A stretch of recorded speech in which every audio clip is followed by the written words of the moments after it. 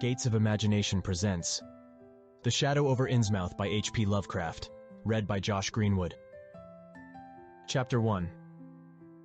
During the winter of 1927, 28 officials of the federal government made a strange and secret investigation of certain conditions in the ancient Massachusetts seaport of Innsmouth.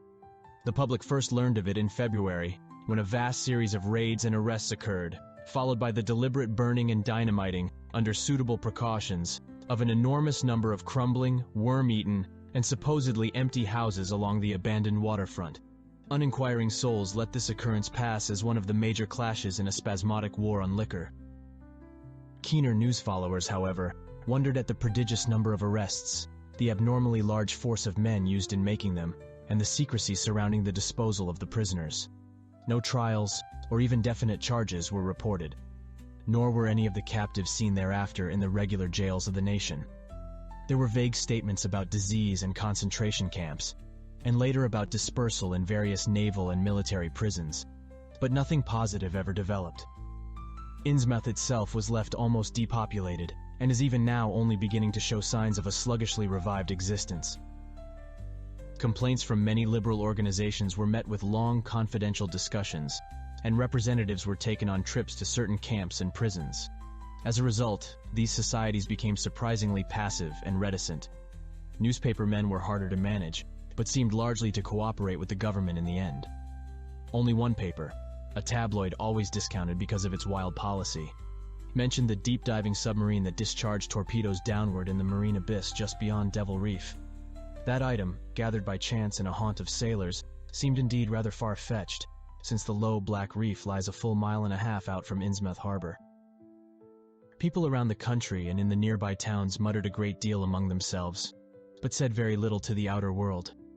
They had talked about dying in half-deserted Innsmouth for nearly a century, and nothing new could be wilder or more hideous than what they had whispered and hinted years before.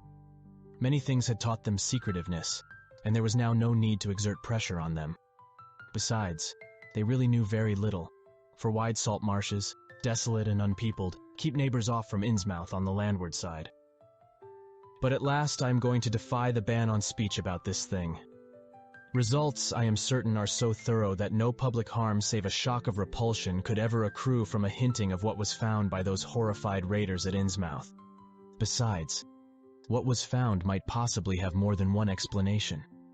I do not know just how much of the whole tale has been told even to me, and I have many reasons for not wishing to probe deeper.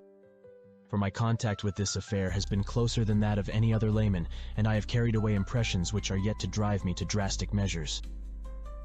It was I who fled frantically out of Innsmouth in the early morning hours of July 16th, 1927, and whose frightened appeals for government inquiry and action brought on the whole reported episode. I was willing enough to stay mute while the affair was fresh and uncertain. But now that it is an old story, with public interest and curiosity gone, I have an odd craving to whisper about those few frightful hours in that ill-rumored and evilly shadowed seaport of death and blasphemous abnormality. The mere telling helps me to restore confidence in my own faculties, to reassure myself that I was not simply the first to succumb to a contagious nightmare hallucination. It helps me, too, in making up my mind regarding a certain terrible step which lies ahead of me. I never heard of Innsmouth till the day before I saw it for the first and so far last time.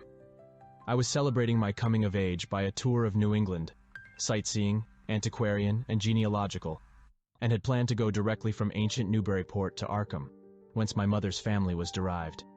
I had no car, but was traveling by train, trolley, and motor coach, always seeking the cheapest possible route. In Newburyport, they told me that the steam train was the thing to take to Arkham, and it was only at the station ticket office, when I demurred at the high fare, that I learned about Innsmouth. The stout, shrewd-faced agent, whose speech showed him to be no local man, seemed sympathetic toward my efforts at economy, and made a suggestion that none of my other informants had offered. "You could take that old bus, I suppose," he said with a certain hesitation, "but it ain't thought much of hereabouts. It goes through Innsmouth. You may have heard about that, and so the people don't like it. Run by an Innsmouth fellow, Joe Sargent, but never gets any custom from here, or Arkham either, I guess. Wonder it keeps running at all. I suppose it's cheap enough, but I never see more'n 2 or 3 people in it. Nobody but those Innsmouth folks. Leaves the square front of Hammond's drugstore at 10 a.m. and 7 p.m. unless they've changed lately. Looks like a terrible rattletrap. I've never been on it. That was the first I ever heard of shadowed Innsmouth. Any reference to a town not shown on common maps or listed in recent guidebooks would have interested me, and the agent's odd manner of allusion roused something like real curiosity. A town able to inspire such dislike in its neighbors, I thought, must be at least rather unusual and worthy of a tourist's attention. If it came before Arkham, I would stop off there, and so I asked the agent to tell me something about it. He was very deliberate, and spoke with an air of feeling slightly superior to what he said. Innsmouth? Well, it's a queer kind of a town down at the mouth of the Manoxet. Used to be almost a city, quite a port before the War of 1812, but all gone to pieces in the last 100 years or so. No railroad now. B&M never went through, and the branch line from Rowley was given up years ago. More empty houses than there are people, I guess, and no business to speak of except fishing and lobstering. Everybody trades mostly here or in Arkham or Ipswich. Once they had quite a few mills, but nothing's left now except one gold refinery running on the leanest kind of part-time. That refinery, though, used to be a big thing, and Old Man Marsh, who owns it, must be richer than Croesus. Queer old duck, though, and sticks mighty close in his home. He's supposed to have developed some skin disease or deformity late in life that makes him keep out of sight. Grandson of Captain Obed Marsh, who founded the business. His mother seems to have been some kind of foreigner, they say a South Sea Islander. So everybody raised Cain when he married an Ipswich girl 50 years ago. They always do that about Innsmouth people, and folks here and hereabouts always try to cover up any Innsmouth blood they have in them. But Marsh's children and grandchildren look just like anyone else so far as I can see. I've had them pointed out to me here, though, come to think of it, the elder children don't seem to be around lately. Never saw the old man. And why is everybody so down on Innsmouth? Well, young fellow, you mustn't take too much stock in what people around here say. They're hard to get started, but once they do get started, they never let up. They've been telling things about Innsmouth, whispering them mostly, for the last 100 years, I guess, and I gather they're more scared than anything else. Some of the stories would make you laugh, about old Captain Marsh driving bargains with the devil and bringing imps out of hell to live in Innsmouth, or about some kind of devil worship and awful sacrifices in some place near the wharves that people stumbled on around 1845 or thereabouts. But I come from Panton, Vermont, and that kind of story don't go down with me. You ought to hear, though, what some of the old-timers tell about the Black Reef off the coast. Devil Reef, they call it. It's well above water a good part of the time, and never much below it, but at that you could hardly call it an island. The story is that there's a whole legion of devils seen sometimes on that reef, sprawled about or darting in and out of some kind of caves near the top. It's a rugged, uneven thing, a good bit over a mile out, and toward the end of shipping days, sailors used to make big detours just to avoid it. That is, sailors that didn't hail from Innsmouth. One of the things they had against old Captain Marsh was that he was supposed to land on it sometimes at night when the tide was right. Maybe he did, for I dare say the rock formation was interesting, and it's just barely possible he was looking for pirate loot and maybe finding it. But there was talk of his dealing with demons there. Fact is, I guess on the whole it was really the captain that gave the bad reputation to the reef. That was before the big epidemic of 1846, when over half the folks in Innsmouth was carried off. They never did quite figure out what the trouble was, but it was probably some foreign kind of disease brought from China or somewhere by the shipping. It surely was bad enough. There was riots over it, and all sorts of ghastly doings that I don't believe ever got outside of town, and it left the place in awful shape. Never came back. There can't be more than 300 or 400 people living there now. But the real thing behind the way folks feel is simply race prejudice. And I don't say I'm blaming those that hold it. I hate those Innsmouth folks myself, and I wouldn't care to go to their town. I suppose you know, though I can see you're a Westerner by your talk, what a lot our New England ships used to have to do with queer ports in Africa, Asia, the South Seas, and everywhere else, and what queer kinds of people they sometimes brought back with them. You've probably heard about the Salem man that came home with a Chinese wife, and maybe you know there's still a bunch of Fiji Islanders somewhere around Cape Cod.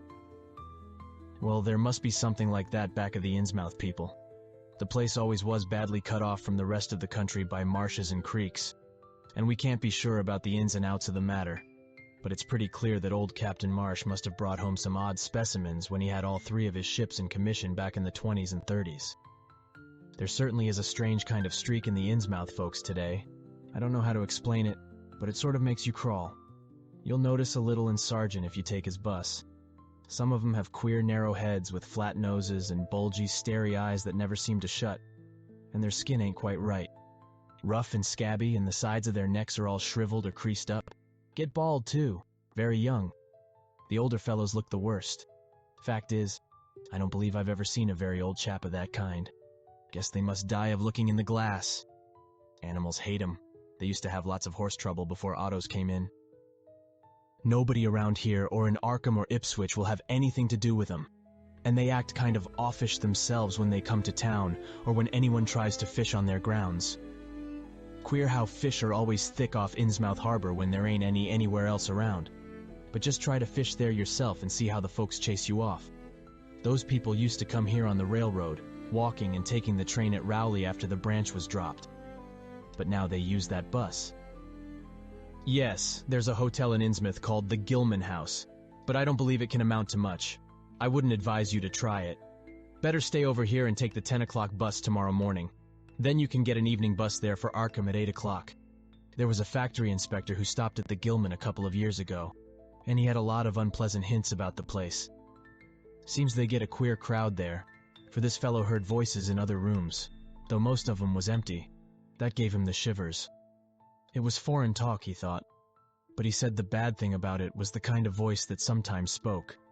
It sounded so unnatural, slopping-like, he said, that he didn't dare undress and go to sleep.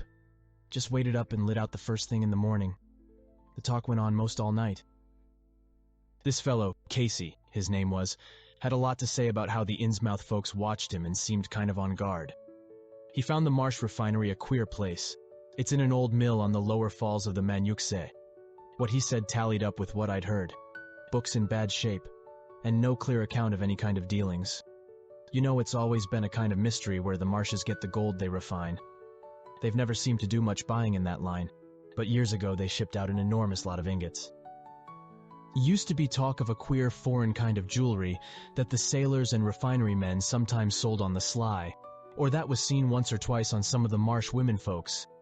People allowed maybe old Captain Obed traded for it in some heathen port, especially since he was always ordering stacks of glass beads and trinkets such as seafaring men used to get for native trade. Others thought and still think he'd found an old pirate cache out on Devil Reef. But here's a funny thing. The old captain's been dead these 60 years, and there ain't been a good-sized ship out of the place since the Civil War. But just the same, the Marshes still keep on buying a few of those native trade things, mostly glass and rubber gewgaws, they tell me. Maybe the Innsmouth folks like 'em to look at themselves. God knows they've gotten to be about as bad as South Sea cannibals and Guinea savages. That plague of 46 must have taken off the best blood in the place. Anyway, they're a doubtful lot now, and the Marshes and the other rich folks are as bad as any. As I told you, there probably ain't more than 400 people in the whole town in spite of all the streets they say there are. I guess they're what they call white trash down south, lawless and sly and full of secret doings. They get a lot of fish and lobsters and do exporting by truck. Queer how the fish swarm right there and nowhere else. Nobody can ever keep track of these people, and state school officials and census men have a devil of a time. You can bet that prying strangers ain't welcome around Innsmouth. I've heard personally of more than one business or government man that's disappeared there, and there's loose talk of one who went crazy and is out at Danvers now. They must have fixed up some awful scare for that fellow. That's why I wouldn't go at night if I was you. I've never been there and have no wish to go. But I guess a daytime trip couldn't hurt you, even though the people hereabouts will advise you not to make it. If you're just sightseeing and looking for old-time stuff, Innsmouth ought to be quite a place for you. And so, I spent part of that evening at the Newburyport Public Library looking up data about Innsmouth. When I had tried to question the natives in the shops, the lunchroom, the garages, and the fire station, I had found them even harder to get started than the ticket agent had predicted, and realized that I could not spare the time to overcome their first instinctive reticences.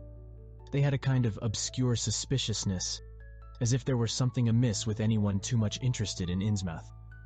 At the YMCA, where I was stopping, the clerk merely discouraged my going to such a dismal, decadent place, and the people at the library showed much the same attitude. Clearly, in the eyes of the educated, Innsmouth was merely an exaggerated case of civic degeneration. The Essex County histories on the library shelves had very little to say, except that the town was founded in 1643, noted for shipbuilding before the Revolution, a seat of great marine prosperity in the early 19th century, and later a minor factory center using the manioxe as power. The epidemic and riots of 1846 were very sparsely treated, as if they formed a discredit to the county. References to decline were few, though the significance of the later record was unmistakable. After the Civil War, all industrial life was confined to the Marsh Refining Company, and the marketing of gold ingots formed the only remaining bit of major commerce, aside from the eternal fishing. That fishing paid less and less as the price of the commodity fell, and large-scale corporations offered competition. But there was never a dearth of fish around Innsmouth Harbor. Foreigners seldom settled there, and there was some discreetly veiled evidence that a number of Poles and Portuguese who had tried it had been scattered in a peculiarly drastic fashion. Most interesting of all was a glancing reference to the strange jewelry vaguely associated with Innsmouth. It had evidently impressed the whole countryside more than a little, for mention was made of specimens in the Museum of Miskatonic University at Arkham, and in the display room of the Newburyport Historical Society. The fragmentary descriptions of these things were bald and prosaic, but they hinted to me an undercurrent of persistent strangeness. Something about them seemed so odd and provocative that I could not put them out of my mind, and despite the relative lateness of the hour, I resolved to see the local sample, said to be a large, queerly proportioned thing evidently meant for a tiara, if it could possibly be arranged. The librarian gave me a note of introduction to the curator of the society, a Miss Anna Tilton, who lived nearby, and after a brief explanation that ancient gentlewoman was kind enough to pilot me into the closed building, since the hour was not outrageously late. The collection was a notable one indeed, but in my present mood I had eyes for nothing but the bizarre object which glistened in a corner cupboard under the electric lights. It took no excessive sensitiveness to beauty to make me literally gasp at the strange, unearthly splendor of the alien, opulent fantasy that rested there on a purple velvet cushion. Even now I can hardly describe what I saw, though it was clearly enough a sort of tiara, as the description had said. It was tall in front, and with a very large and curiously irregular periphery, as if designed for a head of almost freakishly elliptical outline. The material seemed to be predominantly gold, though a weird lighter lustrousness hinted at some strange alloy with an equally beautiful and scarcely identifiable metal.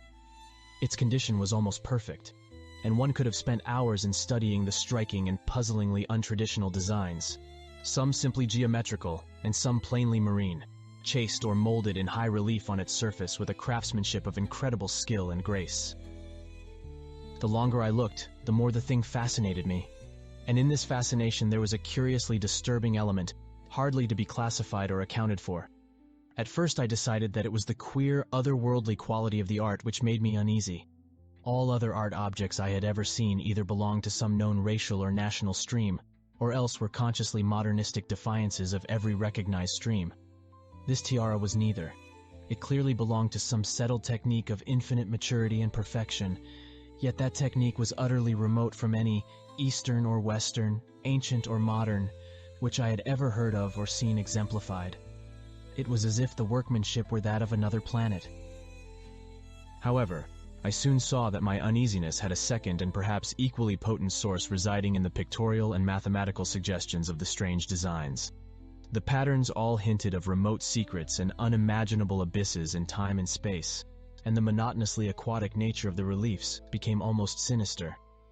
Among these reliefs were fabulous monsters of abhorrent grotesqueness and malignity, half ichthyic and half batrachian in suggestion, which one could not dissociate from a certain haunting and uncomfortable sense of pseudo-memory, as if they called up some image from deep cells and tissues whose retentive functions are wholly primal and awesomely ancestral. At times I fancied that every contour of these blasphemous fish frogs was overflowing with the ultimate quintessence of unknown and inhuman evil. In odd contrast to the tiara's aspect was its brief and prosy history as related by Miss Tilton. It had been pawned for a ridiculous sum at a shop in State Street in 1873 by a drunken Innsmouth man shortly afterward killed in a brawl. The society had acquired it directly from the pawnbroker, at once giving it a display worthy of its quality. It was labeled as of probable East Indian or Indo-Chinese provenance, though the attribution was frankly tentative. Miss Tilton, comparing all possible hypotheses regarding its origin and its presence in New England, was inclined to believe that it formed part of some exotic pirate horde discovered by old Captain Obed Marsh. This view was surely not weakened by the insistent offers of purchase at a high price, which the Marshes began to make as soon as they knew of its presence, and which they repeated to this day despite the Society's unvarying determination not to sell. As the good lady showed me out of the building, she made it clear that the pirate theory of the Marsh fortune was a popular one among the intelligent people of the region. Her own attitude toward shadowed Innsmouth, which she had never seen, was one of disgust at a community slipping far down the cultural scale, and she assured me that the rumors of devil worship were partly justified by a peculiar secret cult which had gained force there and engulfed all the Orthodox churches. It was called, she said, the Esoteric Order of Dagon, and was undoubtedly a debased, quasi-pagan thing imported from the East a century before, at a time when the Innsmouth fisheries seemed to be going barren. Its persistence among a simple people was quite natural in view of the sudden and permanent return of abundantly fine fishing, and it soon came to be the greatest influence on the town, replacing Freemasonry altogether and taking up headquarters in the old Masonic Hall on New Church Green. All this, to the pious Miss Tilton, formed an excellent reason for shunning the ancient town of decay and desolation. But to me, it was merely a fresh incentive. To my architectural and historical anticipations was now added an acute anthropological zeal, and I could scarcely sleep in my small room at the Y as the night wore away. Chapter 2. Shortly before 10 the next morning, I stood with one small valise in front of Hammond's drugstore in Old Market Square, waiting for the Innsmouth bus. As the hour for its arrival drew near, I noticed a general drift of the loungers to other places up the street, or to the ideal lunch across the square. Evidently the ticket agent had not exaggerated the dislike which local people bore toward Innsmouth and its denizens. In a few moments, a small motor coach of extreme decrepitude and dirty gray color rattled down State Street, made a turn, and drew up at the curb beside me. I felt immediately that it was the right one, a guess which the half-illegible sign on the windshield, Arkham Innsmouth Newport, soon verified. There were only 3 passengers, dark unkempt men of sullen visage and somewhat youthful cast, and when the vehicle stopped they clumsily shambled out and began walking up State Street in a silent, almost furtive fashion. The driver also alighted, and I watched him as he went into the drugstore to make some purchase. This, I reflected, must be the Joe Sargent mentioned by the ticket agent, and even before I noticed any details there spread over me a wave of spontaneous aversion which could be neither checked nor explained. It suddenly struck me as very natural that the local people should not wish to ride on a bus owned and driven by this man, or to visit any oftener than possible the habitat of such a man and his kinsfolk. When the driver came out of the store, I looked at him more carefully and tried to determine the source of my evil impression. He was a thin, stoop-shouldered man, not much under 6 feet tall, dressed in shabby blue civilian clothes and wearing a frayed gray golf cap. His age was perhaps 35, but the odd, deep creases in the sides of his neck made him seem older when one did not study his dull, expressionless face. He had a narrow head, bulging, watery blue eyes that seemed never to wink, a flat nose, a receding forehead and chin, and singularly undeveloped ears. His long, thick lip and coarse-pored, grayish cheeks seemed almost beardless, except for some sparse yellow hairs that straggled and curled in irregular patches, and in places the surface seemed queerly irregular, as if peeling from some cutaneous disease. His hands were large and heavily veined, and had a very unusual grayish-blue tinge.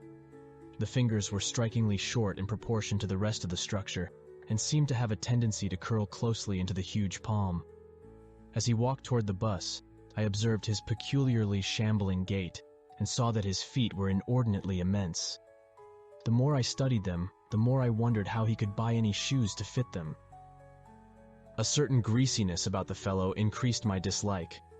He was evidently given to working or lounging around the fish docks, and carried with him much of their characteristic smell. Just what foreign blood was in him, I could not even guess. His oddities certainly did not look Asiatic, Polynesian, Levantine, or Negroid. yet I could see why the people found him alien. I myself would have thought of biological degeneration rather than alienage. I was sorry when I saw that there would be no other passengers on the bus. Somehow I did not like the idea of riding alone with this driver. But as leaving time obviously approached, I conquered my qualms and followed the man aboard, extending him a dollar bill and murmuring the single word, Innsmouth. He looked curiously at me for a second, as he returned 40 cents change without speaking. I took a seat far behind him, but on the same side of the bus, since I wished to watch the shore during the journey. At length, the decrepit vehicle started with a jerk and rattled noisily past the old brick buildings of State Street, amidst a cloud of vapor from the exhaust. Glancing at the people on the sidewalks, I thought I detected in them a curious wish to avoid looking at the bus, or at least a wish to avoid seeming to look at it. Then we turned to the left into High Street, where the going was smoother, flying by stately old mansions of the early Republic and still older colonial farmhouses passing the Lower Green and Parker River, and finally emerging into a long, monotonous stretch of open shore country. The day was warm and sunny, but the landscape of sand, sedge-grass, and stunted shrubbery became more and more desolate as we proceeded. Out the window, I could see the blue water and the sandy line of Plum Island, and we presently drew very near the beach as our narrow road veered off from the main highway to Rowley and Ipswich. There were no visible houses, and I could tell by the state of the road that traffic was very light hereabouts. The small, weather-worn telephone poles carried only 2 wires. Now and then we crossed crude wooden bridges over tidal creeks that wound far inland and promoted the general isolation of the region. Once in a while I noticed dead stumps and crumbling foundation walls above the drifting sand, and recalled the old tradition quoted in one of the histories I had read, that this was once a fertile and thickly settled countryside. The change, it was said, came simultaneously with the Innsmouth epidemic of 1846, and was thought by simple folk to have a dark connection with hidden forces of evil. Actually, it was caused by the unwise cutting of woodlands near the shore, which robbed the soil of its best protection, and opened the way for waves of wind-blown sand. At last we lost sight of Plum Island and saw the vast expanse of the open Atlantic on our left. Our narrow course began to climb steeply, and I felt a singular sense of disquiet in looking at the lonely crest ahead where the rutted roadway met the sky. It was as if the bus were about to keep on in its ascent, leaving the sane earth altogether and merging with the unknown arcana of upper air and cryptical sky. The smell of the sea took on ominous implications, and the silent driver's bent, rigid back and narrow head became more and more hateful. As I looked at him, I saw that the back of his head was almost as hairless as his face, having only a few straggling yellow strands upon a gray scabrous surface. Then we reached the crest and beheld the outspread valley beyond, where the Monuxet joins the sea just north of the long line of cliffs that culminate in Kingsport Head and veer off toward Cape Ann. On the far, misty horizon, I could just make out the dizzy profile of the head, topped by the queer ancient house of which so many legends are told. But for the moment, all my attention was captured by the nearer panorama just below me. I realized, come face to face with rumor-shadowed Innsmouth. It was a town of wide extent and dense construction, yet one with a portentous dearth of visible life. From the tangle of chimney pots, scarcely a wisp of smoke came, and the 3 tall steeples loomed stark and unpainted against the seaward horizon. One of them was crumbling down at the top, and in that and another, there were only black, gaping holes where clock dials should have been. The vast huddle of sagging gambrel roofs and peaked gables conveyed with offensive clearness the idea of wormy decay, and as we approached along the now descending road, I could see that many roofs had wholly caved in. There were some large square Georgian houses, too, with hipped roofs, cupolas, and railed widows' walks. These were mostly well back from the water, and 1 or 2 seemed to be in moderately sound condition. Stretching inland from among them, I saw the rusted, grass-grown line of the abandoned railway, with leaning telegraph poles now devoid of wires, and the half-obscured lines of the old carriage roads to Rowley and Ipswich. The decay was worst close to the waterfront, though in its very midst I could spy the white belfry of a fairly well-preserved brick structure, which looked like a small factory. The harbor, long clogged with sand, was enclosed by an ancient stone breakwater, on which I could begin to discern the minute forms of a few seated fishermen, and at whose end were what looked like the foundations of a bygone lighthouse. A sandy tongue had formed inside this barrier, and upon it I saw a few decrepit cabins, moored dories, and scattered lobster pots. The only deep water seemed to be where the river poured out past the belfried structure and turned southward to join the ocean at the breakwater's end. Here and there the ruins of wharves jutted out from the shore to end in indeterminate rottenness, those farthest south seeming the most decayed. And far out at sea, despite a high tide, I glimpsed a long black line scarcely rising above the water, yet carrying a suggestion of odd latent malignancy. This, I knew, must be Devil Reef. As I looked, a subtle, curious sense of beckoning seemed superadded to the grim repulsion, and oddly enough, I found this overtone more disturbing than the primary impression. We met no one on the road, but presently began to pass deserted farms in varying stages of ruin. Then I noticed a few inhabited houses with rags stuffed in the broken windows, and shells and dead fish lying about the littered yards. Once or twice I saw listless-looking people working in barren gardens or digging clams on the fishy-smelling beach below, and groups of dirty, simian-visaged children playing around weed-grown doorsteps. Somehow these people seemed more disquieting than the dismal buildings, for almost everyone had certain peculiarities of face and motions which I instinctively disliked without being able to define or comprehend them. For a second I thought this typical physique suggested some picture I had seen, perhaps in a book, under circumstances of particular horror or melancholy. But this pseudo-recollection passed very quickly. As the bus reached a lower level, I began to catch the steady note of a waterfall through the unnatural stillness. The leaning, unpainted houses grew thicker, lined both sides of the road, and displayed more urban tendencies than did those we were leaving behind. The panorama ahead had contracted to a street scene, and in spots I could see where a cobblestone pavement and stretches of brick sidewalk had formerly existed. All the houses were apparently deserted, and there were occasional gaps where tumble-down chimneys and cellar walls told of buildings that had collapsed. Pervading everything was the most nauseous, fishy odor imaginable. Soon cross streets and junctions began to appear, those on the left leading to shoreward realms of unpaved squalor and decay, while those on the right showed vistas of departed grandeur. So far I had seen no people in the town, but there now came signs of a sparse habitation, curtained windows here and there, and an occasional battered motor car at the curb. Pavement and sidewalks were increasingly well defined, and though most of the houses were quite old wood and brick structures of the early 19th century, they were obviously kept fit for habitation. As an amateur antiquarian, I almost lost my olfactory disgust and my feeling of menace and repulsion amidst this rich, unaltered survival from the past. But I was not to reach my destination without one very strong impression of poignantly disagreeable quality.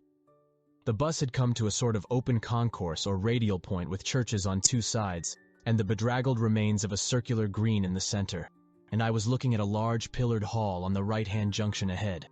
The structure's once white paint was now gray and peeling, and the black and gold sign on the pediment was so faded that I could only with difficulty make out the words, Esoteric Order of Dagon. This, then, was the former Masonic hall now given over to a degraded cult. As I strained to decipher this inscription, my notice was distracted by the raucous tones of a cracked bell across the street, and I quickly turned to look out the window on my side of the coach. The sound came from a squat-towered stone church of manifestly later date than most of the houses, built in a clumsy Gothic fashion, and having a disproportionately high basement with shuttered windows. Though the hands of its clock were missing on the side I glimpsed, I knew that those hoarse strokes were telling the hour of 11. Then suddenly all thoughts of time were blotted out by an onrushing image of sharp intensity and unaccountable horror, which had seized me before I knew what it really was. The door of the church basement was open, revealing a rectangle of blackness inside, and as I looked, a certain object crossed or seemed to cross that dark rectangle, burning into my brain a momentary conception of nightmare which was all the more maddening because analysis could not show a single nightmarish quality in it. It was a living object, the first except the driver that I had seen since entering the compact part of the town, and had I been in a steadier mood, I would have found nothing whatever of terror in it. Clearly, as I realized a moment later, it was the pastor, clad in some peculiar vestments, doubtless introduced since the Order of Dagon had modified the ritual of the local churches. the thing which had probably caught my first subconscious glance and supplied the touch of bizarre horror was the tall tiara he wore, an almost exact duplicate of the one Miss Tilton had shown me the previous evening. This, acting on my imagination, had supplied namelessly sinister qualities to the indeterminate face and robed, shambling form beneath it. There was not, I soon decided, any reason why I should have felt that shuddering touch of evil pseudo-memory. Was it not natural that a local mystery cult should adopt among its regimentals an unique type of headdress made familiar to the community in some strange way, perhaps as treasure trove?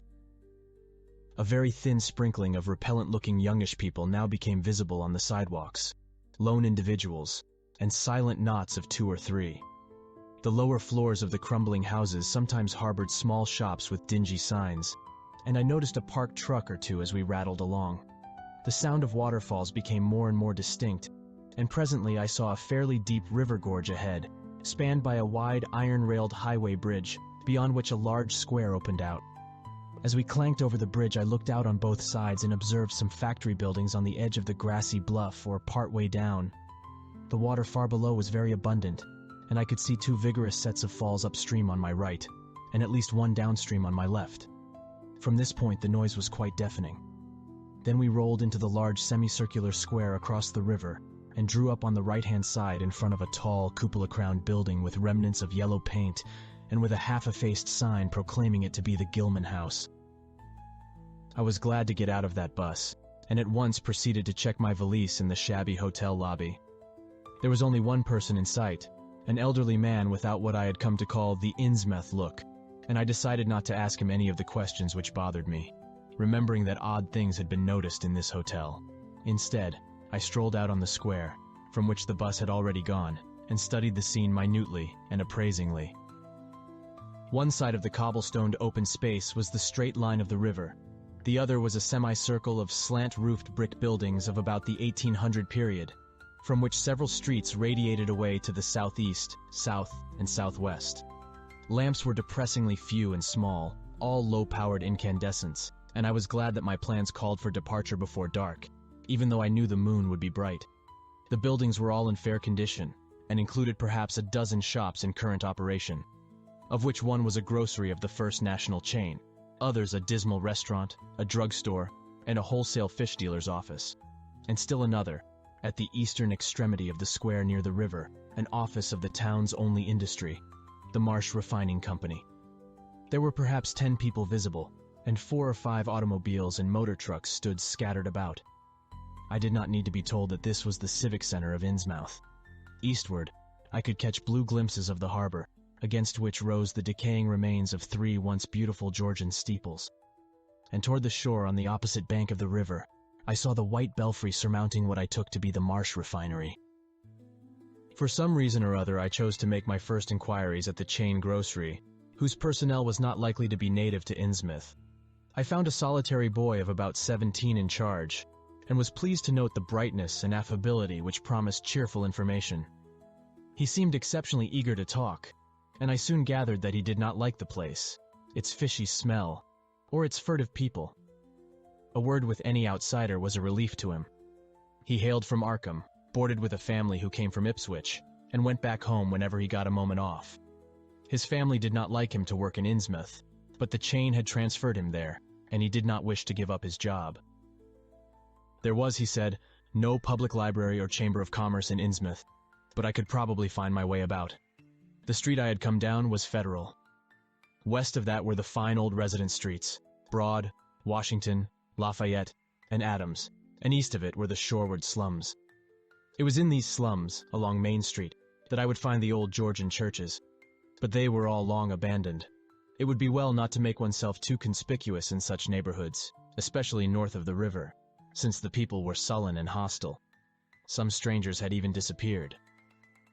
Certain spots were almost forbidden territory, as he had learned at considerable cost. One must not, for example, linger much around the Marsh Refinery, or around any of the still-used churches, or around the pillared order of Dagon Hall at New Church Green. Those churches were very odd, all violently disavowed by their respective denominations elsewhere, and apparently using the queerest kind of ceremonials and clerical vestments. Their creeds were heterodox and mysterious, involving hints of certain marvelous transformations leading to bodily immortality, of a sort, on this earth. The youth's own pastor, Dr. Wallace of Asbury, M.E. Church in Arkham, had gravely urged him not to join any church in Innsmouth. As for the Innsmouth people, the youth hardly knew what to make of them. They were as furtive and seldom seen as animals that live in burrows, and one could hardly imagine how they passed the time apart from their desultory fishing. Perhaps, judging from the quantities of bootleg liquor they consumed, they lay for most of the daylight hours in an alcoholic stupor.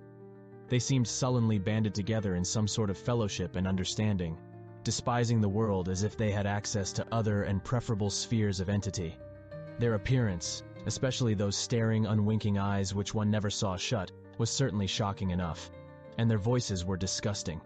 It was awful to hear them chanting in their churches at night, and especially during their main festivals or revivals, which fell twice a year on April 30th and October 31st. They were very fond of the water, and swam a great deal in both river and harbor. Swimming races out to Devil Reef were very common, and everyone in sight seemed well able to share in this arduous sport. When one came to think of it, it was generally only rather young people who were seen about in public, and of these the oldest were apt to be the most tainted-looking. When exceptions did occur, they were mostly persons with no trace of aberrancy, like the old clerk at the hotel. One wondered what became of the bulk of the older folk, and whether the Innsmouth look were not a strange and insidious disease phenomenon, which increased its hold as years advanced. Only a very rare affliction, of course, could bring about such vast and radical anatomical changes in a single individual after maturity, changes involving osseous factors as basic as the shape of the skull. But then, even this aspect was no more baffling and unheard of than the visible features of the malady as a whole. It would be hard, the youth implied, to form any real conclusions regarding such a matter, since one never came to know the natives personally, no matter how long one might live in Innsmouth. The youth was certain that many specimens even worse than the worst visible ones were kept locked indoors in some places. People sometimes heard the queerest kind of sounds. The tottering waterfront hovels north of the river were reputedly connected by hidden tunnels, being thus a veritable warren of unseen abnormalities. What kind of foreign blood, if any, these beings had, it was impossible to tell. They sometimes kept certain especially repulsive characters out of sight when government agents and others from the outside world came to town. It would be of no use, my informant said, to ask the natives anything about the place. The only one who would talk was a very aged but normal-looking man who lived at the poorhouse on the north rim of the town and spent his time walking about or lounging around the fire station. This hoary character, Zadok Allen, was 96 years old and somewhat touched in the head, besides being the town drunkard. He was a strange, furtive creature who constantly looked over his shoulder as if afraid of something, and when sober could not be persuaded to talk at all with strangers. He was, however, unable to resist any offer of his favorite poison, and once drunk would furnish the most astonishing fragments of whispered reminiscence. After all, though, little useful data could be gained from him, since his stories were all insane, incomplete hints of impossible marvels and horrors which could have no source save in his own disordered fancy. Nobody ever believed him, but the natives did not like him to drink and talk with strangers, and it was not always safe to be seen questioning him. It was probably from him that some of the wildest popular whispers and delusions were derived. Several non-native residents had reported monstrous glimpses from time to time, but between old Zadok's tales and the malformed denizens, it was no wonder such illusions were current. None of the non-natives ever stayed out late at night, there being a widespread impression that it was not wise to do so. Besides, the streets were loathsomely dark. As for business, the abundance of fish was certainly almost uncanny, but the natives were taking less and less advantage of it. Moreover, prices were falling, and competition was growing. Of course, the town's real business was the refinery, whose commercial office was on the square only a few doors east of where we stood. Old Man Marsh was never seen, but sometimes went to the works in a closed, curtained car. There were all sorts of rumors about how Marsh had come to look. He had once been a great dandy, and people said he still wore the frock-coated finery of the Edwardian age, curiously adapted to certain deformities. His sons had formerly conducted the office in the square, but latterly they had been keeping out of sight a good deal, and leaving the brunt of affairs to the younger generation. The sons and their sisters had come to look very queer, especially the elder ones, and it was said that their health was failing. One of the Marsh daughters was a repellent, reptilian-looking woman who wore an excess of weird jewelry, clearly of the same exotic tradition as that to which the strange tiara belonged. My informant had noticed it many times, and had heard it spoken of as coming from some secret horde, either of pirates or of demons. The clergymen or priests or whatever they were called nowadays also wore this kind of ornament as a headdress, but one seldom caught glimpses of them. Other specimens the youth had not seen, though many were rumored to exist around Innsmouth. The Marshes, together with the other 3 gently bred families of the town, the Waits, the Gilmans, and the Elliots, were all very retiring.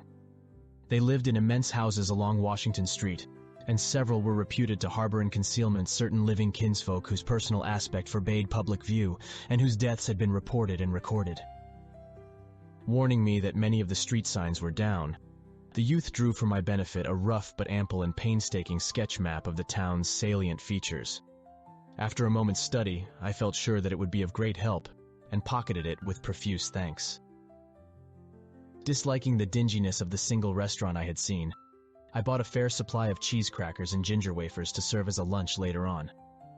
My program, I decided, would be to thread the principal streets, talk with any non-natives I might encounter, and catch the 8 o'clock coach for Arkham. The town, I could see, formed a significant and exaggerated example of communal decay. But being no sociologist, I would limit my serious observations to the field of architecture. Thus I began my systematic though half-bewildered tour of Innsmouth's narrow, shadow-blighted ways. Crossing the bridge and turning toward the roar of the lower falls, I passed close to the Marsh refinery, which seemed oddly free from the noise of industry. This building stood on the steep river bluff near a bridge and an open confluence of streets which I took to be the earliest civic center, displaced after the revolution by the present town square. Recrossing the gorge on the Main Street Bridge, I struck a region of utter desertion which somehow made me shudder. Collapsing huddles of gambrel roofs formed a jagged and fantastic skyline, above which rose the ghoulish, decapitated steeple of an ancient church. Some houses along Main Street were tenanted, but most were tightly boarded up. Down unpaved side streets I saw the black, gaping windows of deserted hovels, many of which leaned at perilous and incredible angles through the sinking of part of the foundations. Those windows stared so spectrally that it took courage to turn eastward toward the waterfront. Certainly the terror of a deserted house swells in geometrical rather than arithmetical progression as houses multiply to form a city of stark desolation. The sight of such endless avenues of fishy-eyed vacancy and death, and the thought of such linked infinities of black, brooding compartments given over to cobwebs and memories and the conqueror worm, start up vestigial fears and aversions that not even the stoutest philosophy can disperse. Fish Street was as deserted as Main, though it differed in having many brick and stone warehouses still in excellent shape. Water Street was almost its duplicate, save that there were great seaward gaps where wharves had been. Not a living thing did I see, except for the scattered fishermen on the distant breakwater, and not a sound did I hear, save the lapping of the harbor tides and the roar of the falls in the Manukzed. The town was getting more and more on my nerves, and I looked behind me furtively as I picked my way back over the tottering Water Street Bridge. The Fish Street Bridge, according to the sketch, was in ruins. North of the river there were traces of squalid, life-active fish-packing houses in Water Street, smoking chimneys and patched roofs here and there, occasional sounds from indeterminate sources, and infrequent shambling forms in the dismal streets and unpaved lanes. But I seemed to find this even more oppressive than the southerly desertion. For one thing, the people were more hideous and abnormal than those near the center of the town, so that I was several times evilly reminded of something utterly fantastic which I could not quite place. Undoubtedly, the alien strain in the Innsmouth folk was stronger here than farther inland, unless, indeed, the Innsmouth look were a disease rather than a blood strain, in which case this district might be held to harbor the more advanced cases. One detail that annoyed me was the distribution of the few faint sounds I heard. They ought naturally to have come wholly from the visibly inhabited houses, yet in reality were often strongest inside the most rigidly boarded-up facades. There were creakings, scurryings, and hoarse doubtful noises, and I thought uncomfortably about the hidden tunnels suggested by the grocery boy. Suddenly I found myself wondering what the voices of those denizens would be like. I had heard no speech so far in this quarter, and was unaccountably anxious not to do so. Pausing only long enough to look at two fine but ruinous old churches at Main and Church Streets, I hastened out of that vile waterfront slum. My next logical goal was New Church Green, but somehow or other I could not bear to repass the church in whose basement I had glimpsed the inexplicably frightening form of that strangely diademed priest or pastor. Besides, the grocery youth had told me that the churches, as well as the Order of Dagon Hall, were not advisable neighborhoods for strangers. Accordingly, I kept north along Main to Martin, then turning inland, crossing Federal Street safely north of the Green, and entering the decayed patrician neighborhood of Northern Broad, Washington, Lafayette, and Adams Streets.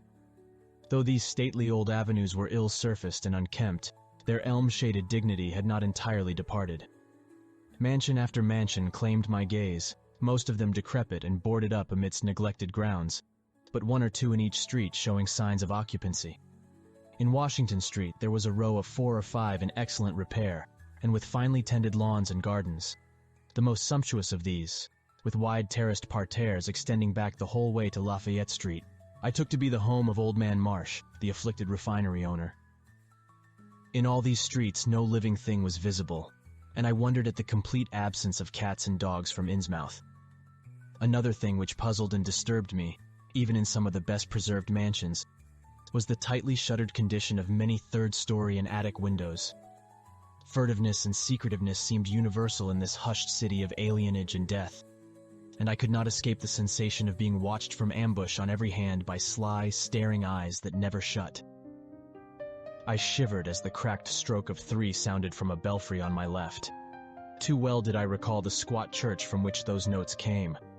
Following Washington Street toward the river, I now faced a new zone of former industry and commerce, noting the ruins of a factory ahead and seeing others, with the traces of an old railway station and covered railway bridge beyond, up the gorge on my right.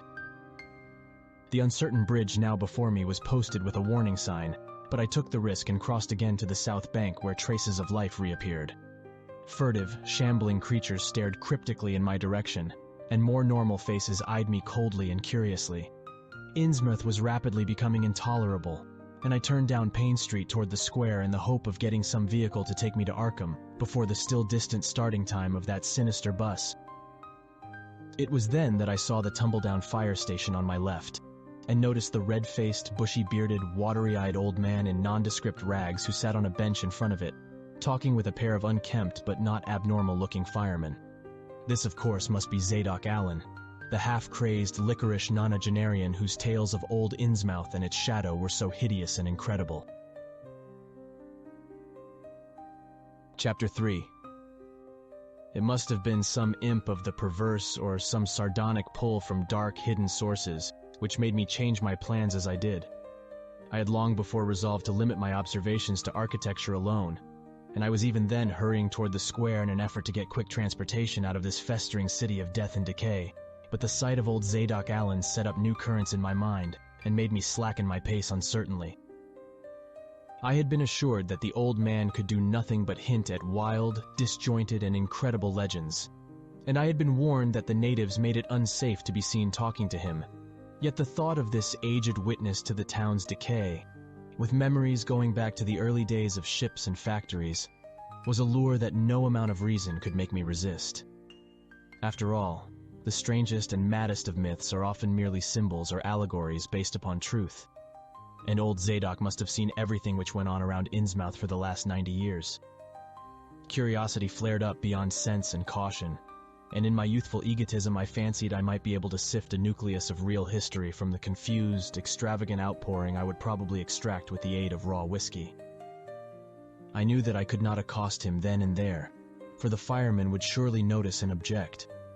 Instead, I reflected, I would prepare by getting some bootleg liquor at a place where the grocery boy had told me it was plentiful. Then I would loaf near the fire station in apparent casualness, and fall in with old Zadok after he had started on one of his frequent rambles. The youth said that he was very restless, seldom sitting around the station for more than an hour or two at a time. A quart bottle of whiskey was easily, though not cheaply, obtained in the rear of a dingy variety store just off the square in Elliott Street, The dirty-looking fellow who waited on me had a touch of the staring Innsmouth look, but was quite civil in his way, being perhaps used to the custom of such convivial strangers, truckmen, gold buyers, and the like, as were occasionally in town. Re-entering the square, I saw that luck was with me, for shuffling out of Payne Street around the corner of the Gilman house, I glimpsed nothing less than the tall, lean, tattered form of old Zadok Allen himself.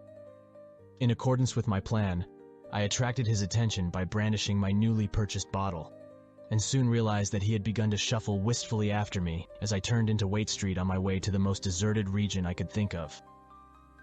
I was steering my course by the map the grocery boy had prepared, and was aiming for the wholly abandoned stretch of southern waterfront, which I had previously visited. The only people in sight there had been the fishermen on the distant breakwater, and by going a few squares south, I could get beyond the range of these, finding a pair of seats on some abandoned wharf, and being free to question old Zadok unobserved for an indefinite time. Before I reached Main Street, I could hear a faint and wheezy, "Hey, mister," behind me, and I presently allowed the old man to catch up and take copious pulls from the quart bottle. I began putting out feelers as we walked along to Water Street, and turned southward amidst the omnipresent desolation and crazily tilted ruins, but found that the aged tongue did not loosen as quickly as I had expected. At length, I saw a grass-grown opening toward the sea between crumbling brick walls, with the weedy length of an earth and masonry wharf projecting beyond. Piles of moss-covered stones near the water promised tolerable seats, and the scene was sheltered from all possible view by a ruined warehouse on the north. Here, I thought, was the ideal place for a long, secret colloquy, so I guided my companion down the lane and picked out spots to sit in among the mossy stones. The air of death and desertion was ghoulish, and the smell of fish almost insufferable, but I was resolved to let nothing deter me. About 4 hours remained for conversation if I were to catch the 8 o'clock coach for Arkham, and I began to dole out more liquor to the ancient tippler, meanwhile eating my own frugal lunch. In my donations I was careful not to overshoot the mark, for I did not wish Zadok's vinous garrulousness to pass into a stupor. After an hour his furtive taciturnity showed signs of disappearing, but much to my disappointment he still sidetracked my questions about Innsmouth and its shadow-haunted past. He would babble of current topics, revealing a wide acquaintance with newspapers and a great tendency to philosophize in a sententious village fashion. Toward the end of the second hour, I feared my quart of whiskey would not be enough to produce results, and was wondering whether I had better leave old Zadok and go back for more. Just then, however, chance made the opening which my questions had been unable to make, and the wheezing ancient's rambling took a turn that caused me to lean forward and listen alertly. My back was toward the fishy-smelling sea, but he was facing it, and something or other had caused his wandering gaze to light on the low, distant line of Devil Reef, then showing plainly and almost fascinatingly above the waves. The sight seemed to displease him, for he began a series of weak curses, which ended in a confidential whisper and a knowing leer. He bent toward me, took hold of my coat lapel, and hissed out some hints that could not be mistaken. "Thar's where it all begun. That cursed place of all wickedness where the deep water starts. Gate of hell, sheer drop down to a bottom no soundin' line can tech. Old Captain Obed done it. Him that found out more'n was good for him in the South Sea Islands." Everybody was in a bad way them days. Trade falling off, mills losing business, even the new ones, and the best of our menfolks kilt a privateerin' in the War of 1812 or lost with the Elizy brig and the Ranger Snow, both of 'em Gilman venters. Obed Marsh he had 3 ships afloat, Brigantine Columby, Brig Hetty, and bark Sumatry Queen. He was the only one as kept on with the East Ingy and Pacific trade, though Esdras Martin's barkentine Malay pride made a venter as late as 28. "Never was nobody like Captain Obed old limb of Satan, heh heh. I can mind him a-tellin' about furrin parts, and callin' all the folks stupid for going to Christian meetin', and bearin' their burdens meek and lowly. Says they'd orter get better gods like some of the folks in the Ingies. Gods as UD bring 'em good fishin' in return for their sacrifices, and UD really answer folks' prayers." Matt Elliott, his fust mate, talked a lot too, only he was agin folks doing any heathen things. Told about an island east of Otaheite where they was a lot of stone ruins older'n anybody knew anything about, kinda like them on Ponape in the Carolines, but with carvin's of faces that looked like the big statues on Easter Island. They was a little volcanic island near Thar too, where they was other ruins with different carvings. Ruins all wore away like they'd been under the sea once, and with pictures of awful monsters all over 'em. Well, sir, Matt he says the natives around there had all the fish they could catch, and sported bracelets and armlets and head rigs made out of a queer kind of gold and covered with pictures of monsters, just like the ones carved over the ruins on the little island. Sorter fish-like frogs or frog-like fishes that was drawed in all kinds of positions like they was human beings. Nobody could get out of them where they got all the stuff, and all the other natives wondered how they managed to find fish in plenty, even when the very next islands had lean pickings. Maddie got to wondering too, and so did Captain Obed. Obed he notices besides, that lots of the handsome young folks UD drop out of sight for good from year to year, and that they won't many old folks around. Also, he thinks some of the folks looks darned queer even for Kanakis. It took Obed to get the truth out of them heathen. I don't know how he done it, but he begun by trading for the gold-like things they wore. Asked them where they come from, and if they could get more, and finally wormed the story out of the old chief Wallachia they called him. Nobody but Obed UD ever believed the old yeller devil, but the captain could read folks like they was books. Heh heh. Nobody never believes me now when I tell 'em, and I don't suppose you will, young feller. They'll come to look at you. You've kinda got them sharp reading eyes like Obed had. The old man's whisper grew fainter, and I found myself shuddering at the terrible and sincere portentousness of his intonation, even though I knew his tale could be nothing but drunken fantasy. Well, sir, Obed he learnt that they's things on this arth as most folks never heard about, and wouldn't believe ef they did hear. It seems these Kanakis was sacrificing heaps of their young men and maidens to some kind of god things that lived under the sea, and getting all kinds of favor in return. They met the things on the little islet with the queer ruins, and it seems them awful pictures of frogfish monsters was supposed to be pictures of these things. Maybe they was the kind of critters as got all the mermaid stories and such started. They had all kinds of cities on the sea bottom, and this island was heaved up from there. Seems they was some of the things alive in the stone buildings when the island come up sudden to the surface. That's how the Kanakis got wind they was down there. Made sign talk as soon as they got over being skeert, and pieced up a bargain afore long. Them things liked human sacrifices. Had 'em ages afore but lost track of the upper world arter a time. What they done to the victims it ain't for me to say, and I guess Obed won't none too sharp about asking. But it was all right with the heathens because they'd been having a hard time and was desperate about everything. They give a sartin number of young folks to the sea things twict every year, May Eve and Halloween regular as could be. Also give some of the carved knickknacks they made. What the things agreed to give in return was plenty of fish. They druv 'em in from all over the sea, and a few gold-like things now and then. Well, as I says, the natives met the things on the little volcanic islet, going thar in canoes with the sacrifices etc., and bringing back any of the gold-like jewels as was coming to 'em. At fust the things didn't never go on to the main island, but arter a time they come to want to. Seems they hankered arter mixin' with the folks, and having gent ceremonies on the big days, May Eve and Halloween. You see, they was able to live both in and out of water, what they call amphibians, I guess. The Kanakis told 'em as how folks from the other islands might want to wipe 'em out ef they got wind of their being there. But they says they don't keer much because they could wipe out the whole brood of humans ef they was willin' to bother. That is, any as didn't have sartin signs such as was used once by the lost old ones, whoever they was. But not wanting to bother, they'd lay low when anybody visited the island.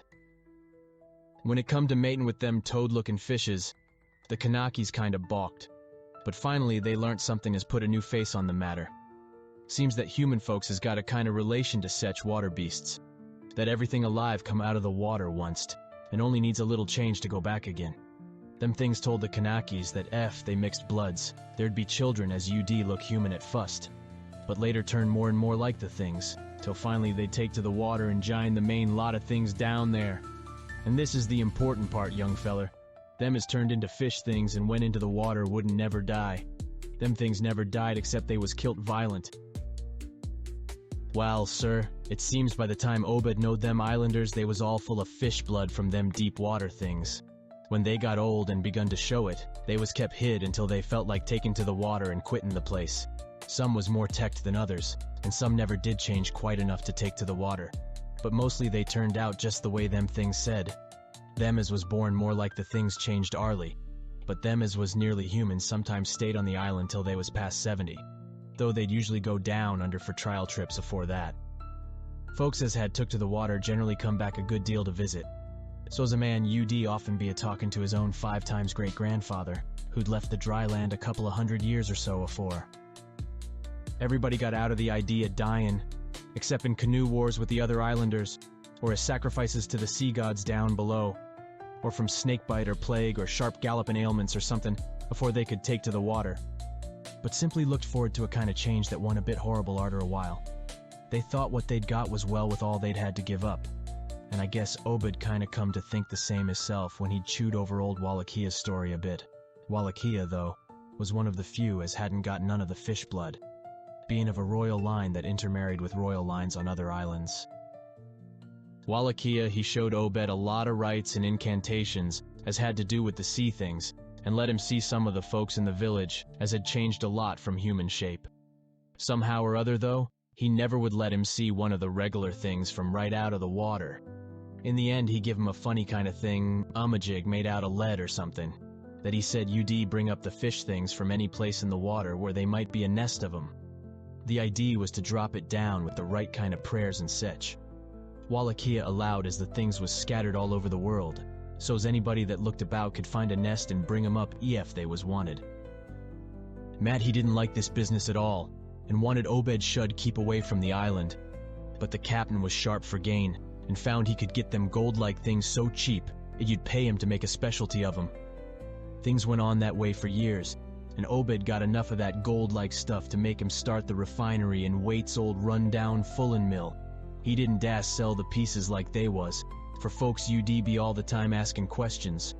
All the same, his crews UD get a piece and dispose of it now and then, even though they was swore to keep quiet, and he let his women folks wear some of the pieces as was more human-like than most.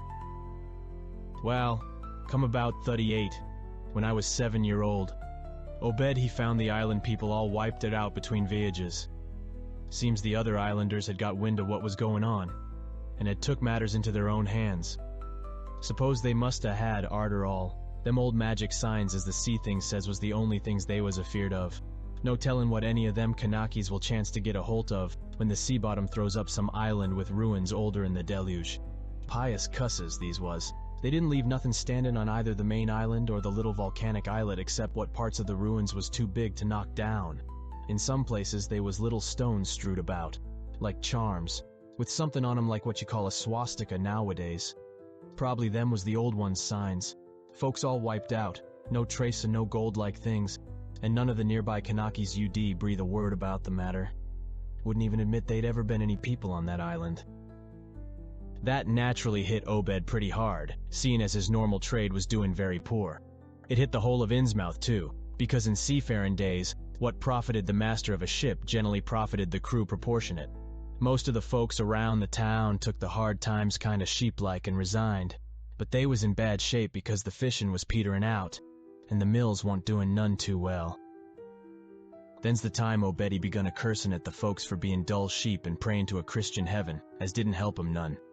He told 'em he'd knowed of folks as prayed to gods that give something you really need, and says if a good bunch of men UD stand by him, he could maybe get a holt of sartin powers as UD bring plenty of fish and quite a bit of gold. Of course them as sarved on the Sumatry Queen and seed the island knowed what he meant, and wa'n't none too anxious to get close to see things like they'd heard tell on. But them as didn't know what 'twas all about got kinda swayed by what Obed had to say, and begun to ask him what he could do to set 'em on the way to the faith, as UD bring 'em results. Here the old man faltered, mumbled, and lapsed into a moody and apprehensive silence, glancing nervously over his shoulder, and then turning back to stare fascinatedly at the distant black reef. When I spoke to him he did not answer, so I knew I would have to let him finish the bottle. The insane yarn I was hearing interested me profoundly, for I fancied there was contained within it a sort of crude allegory based upon the strangenesses of Innsmouth, and elaborated by an imagination at once creative and full of scraps of exotic legend. Not for a moment did I believe that the tale had any really substantial foundation, but nonetheless the account held a hint of genuine terror, if only because it brought in references to strange jewels, clearly akin to the malign tiara I had seen at Newburyport. Perhaps the ornaments had, after all, come from some strange island. and possibly the wild stories were lies of the bygone Obed himself, rather than of this antique toper. I handed Zadok the bottle, and he drained it to the last drop. It was curious how he could stand so much whiskey, for not even a trace of thickness had come into his high, wheezy voice.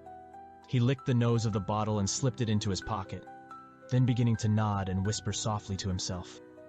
I bent close to catch any articulate words he might utter, and thought I saw a sardonic smile behind the stained, bushy whiskers. Yes, he was really forming words, and I could grasp a fair proportion of them. Poor Matty Alice was agin it. Tried to line up the folks on his side and had long talks with the preachers. No use. They run the Congregational parson out of town, and the Methodist feller quit. Never did see resolved Babcock, the Baptist parson, eggin' wrath of Jehovah. I was a mighty little critter, but I heard what I heard and seen what I seen. Dagon and Ashtoreth, Belial and Beelzebub, golden calf and the idols of Canaan and the Philistines, Babylonish abominations, Meany, Maney, Tekel, Upharsin. He stopped again, and from the look in his watery blue eyes, I feared he was close to a stupor after all. But when I gently shook his shoulder, he turned on me with astonishing alertness and snapped out some more obscure phrases. "Don't believe me, hey? Heh, heh, heh. Then just tell me, young feller, why Cap'n Obed and 20-odd other folks used to row out to Devil Reef in the dead of night and chant things so loud you could hear 'em all over town when the wind was right. Tell me that, hey? And tell me why Obed was allus droppin' heavy things down into the deep water t'other side of the reef where the bottom shoots down like a cliff lower'n you can sound. Tell me what he done with that funny-shaped lead thingamajig as Wallachia give him. Hey, boy, and what did they all howl on May Eve and again the next Halloween? And why'd the new church parsons, fellers as used to be sailors, wear them queer robes and cover theirselves with them gold-like things Obed brung, hey?" The watery blue eyes were almost savage and maniacal now, and the dirty white beard bristled electrically. Old Zadok probably saw me shrink back, for he had begun to cackle evilly. "Heh, heh, heh, heh, beginning to see, hey? Mebbe you'd like to have been me in them days, when I seed things at night out to sea from the cupola top of my house. Oh, I can tell you, little pitchers have big ears, and I wa'n't missing nothing of what was gossiped about Cap'n Obed and the folks out to the reef. Heh, heh, heh. How about the night I took my pa's ship's glass up to the cupola and seed the reef a-bristlin' thick with shapes that dove off quick soon's the moon riz.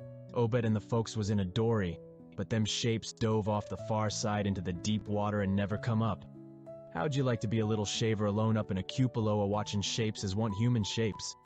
Hey, heh, heh, heh, heh."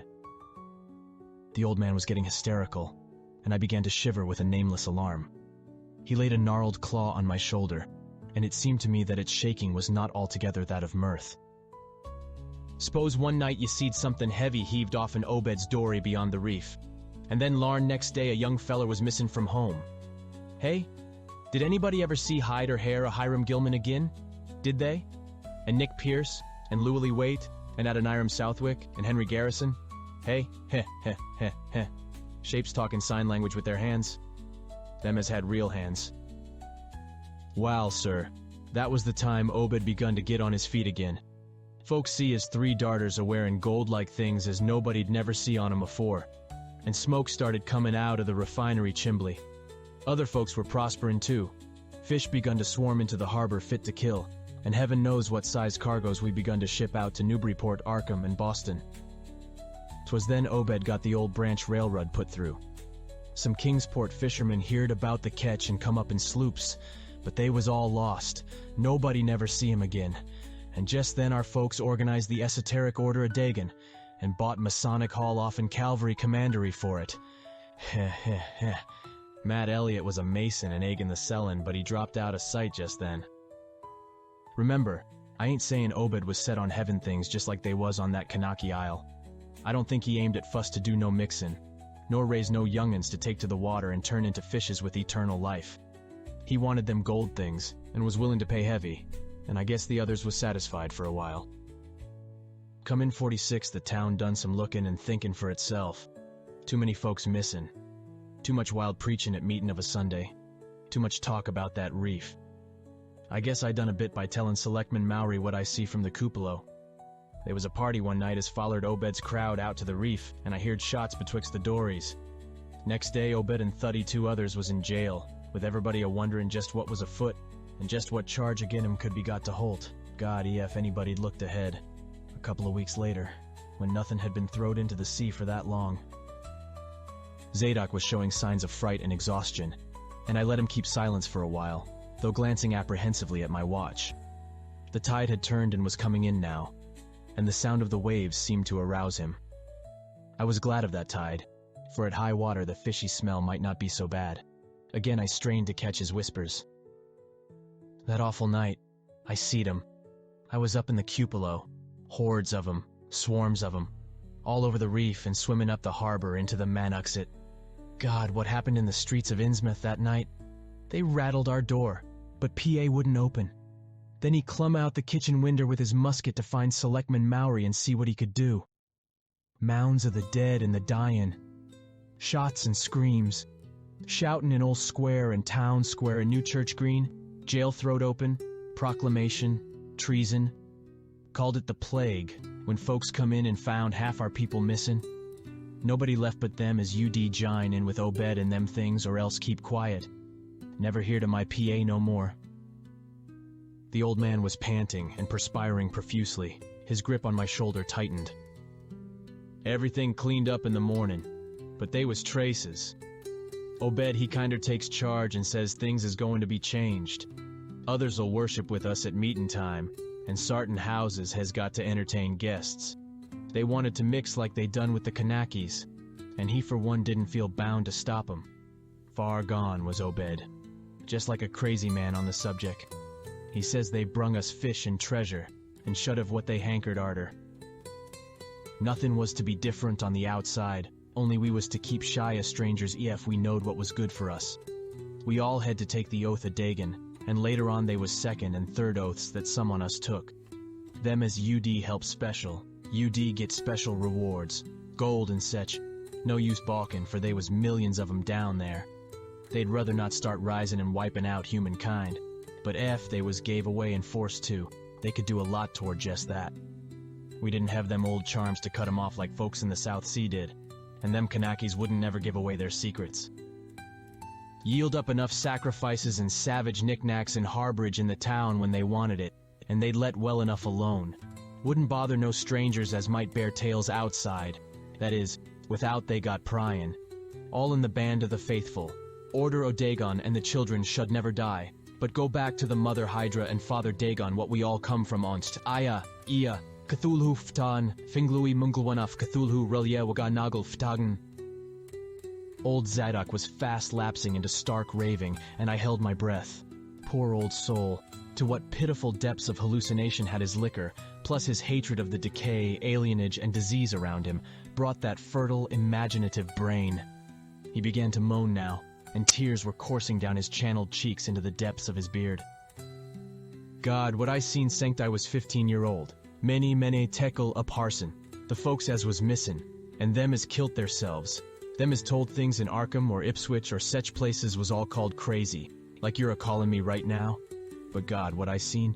They'd a kilt me long ago for what I know, only I took the fust and second oaths of Dagon off an Obed. So was protected unless in a jury of 'em proved I told things knowin' and deliberate. But I wouldn't take the third oath. I'd a died ruther'n take that. It got wuss around Civil War time, when children born Sancta 46 begun to grow up. Some of 'em, that is. I was afeard, never did no pryin' arter that awful night, and never see one of them close to in all my life. That is, never no full-blooded one. I went to the war, and if I'd a had any guts or sense I'd a never come back, but settled away from here. But folks wrote me things weren't so bad. That, I suppose, was because government draft men was in town arter 63. Arter the war it was just as bad again. People begun to fall off mills and shops shit down. Shipping stopped and the harbor choked up. Railroad give up. But they never stopped swimming in and out of the river from that cursed reef of Satan, and more attic winders got boarded up, and more noises was heard in houses as once supposed to have nobody in 'em. Folks outside have their stories about us. Suppose you've heard a plenty on 'em, seeing what questions you ask, stories about things they've seed now and then, and about that queer jewelry as still comes in from somewheres and ain't quite all melted up, but nothing never gets definite. Nobody'll believe nothing. They call them gold-like things pirate loot. and allow the Innsmouth folks has furrin blood, or is distempered or something. Besides, them that lives here shoo off as many strangers as they kin, and encourage the rest not to get very curious, especially round nighttime. Beasts balk at the critters, hosses wussin mules, but when they got autos, that was all right. In 46, Cap'n Obed took a second wife that nobody in the town never see. Some says he didn't want to, but was made to by them as he'd called in. Had 3 children by her. 2 has disappeared young, but 1 gal has looked like anybody else and was educated in Europe. Obed finally got her married off by a trick to an Arkham feller as didn't suspect nothing. But nobody outside'll have nothing to do with Innsmouth folks now. Barnabas Marsh that runs the refinery now is Obed's grandson by his fust wife. Son of Onesiphorus, his eldest son, but his mother was another of them as won't never seed outdoors. Right now Barnabas is about changed, can't shed his eyes no more, and is all out of shape. They say he still wears clothes, but he'll take to the water soon. Maybe he's tried it already. They do sometimes go down for little spells afore they go for good. Ain't been seed about in public for nigh on 10 year. Don't know how his poor wife can feel. She come from Ipswich, and they nigh lynched Barnabas when he courted her 50-odd year ago. Obed he died in 78, and all the next generation is gone now, the fust wife's children dead, and the rest, God knows. The sound of the incoming tide was now very insistent, and little by little it seemed to change the old man's mood from maudlin tearfulness to watchful fear. He would pause now and then to renew those nervous glances over his shoulder, or out toward the reef, and despite the wild absurdity of his tale, I could not help beginning to share his vague apprehensiveness. Zadok now grew shriller, and seemed to be trying to whip up his courage with louder speech. "Hey you, why don't you say something? How'd you like to be living in a town like this, with everything a-rotten and a-dyin', and boarded-up monsters crawling and bleatin' and barking and hopping around black cellars and attics every way you turn? Hey? How'd you like to hear the howlin' night arter night from the churches and order a Dagon Hall, and know what's doing part of the howlin'? How'd you like to hear what comes from that awful reef every May Eve and Hallowmass? Hey? Think the old man's crazy, eh? Well, sir, let me tell you that ain't the worst." Zadok was really screaming now, and the mad frenzy of his voice disturbed me more than I care to own. "Curse ye, don't set there a-staring at me with them eyes. I tell Obed Marsh he's in hell, and he's got to stay there. Heh, heh. In hell, I says. Can't get me, I hain't done nothing nor told nobody nothing." "Oh, you young feller. Well, even if I hain't told nobody nothing yet, I'm a-goin' to now. You just set still and listen to me, boy. This is what I ain't never told nobody. I says I didn't do no pryin' arter that night, but I found things out just the same. You want to know what the real horror is, hey? Well, it's this. It ain't what them fish devils has done, but what they're going to do. They're a-bringin' things up out of where they come from into the town been doing it for years, and slackening up lately. Them houses north of the river betwixt Water and Main Streets is full of 'em. Them devils and what they brung, and when they get ready. I say, when they get ready. Ever hear tell of a Shoggoth?" "Hey, do you hear me? I tell you I know what them things be. I seen 'em one night when...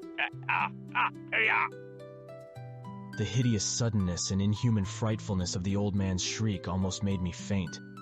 His eyes, looking past me toward the malodorous sea, were positively starting from his head, while his face was a mask of fear worthy of Greek tragedy. His bony claw dug monstrously into my shoulder, and he made no motion as I turned my head to look at whatever he had glimpsed. There was nothing that I could see, only the incoming tide, with perhaps one set of ripples more local than the long-flung line of breakers. But now Zadok was shaking me, and I turned back to watch the melting of that fear-frozen face into a chaos of twitching eyelids and mumbling gums. Presently his voice came back, albeit as a trembling whisper. "Get out of here! Get out of here! They seen us! Get out for your life! Don't wait for nothing! They know now! Run for it! Quick! Out of this town!" Another heavy wave dashed against the loosening masonry of the bygone wharf, and changed the mad ancient's whisper to another inhuman and blood-curdling scream. "Yeah! Yeah!"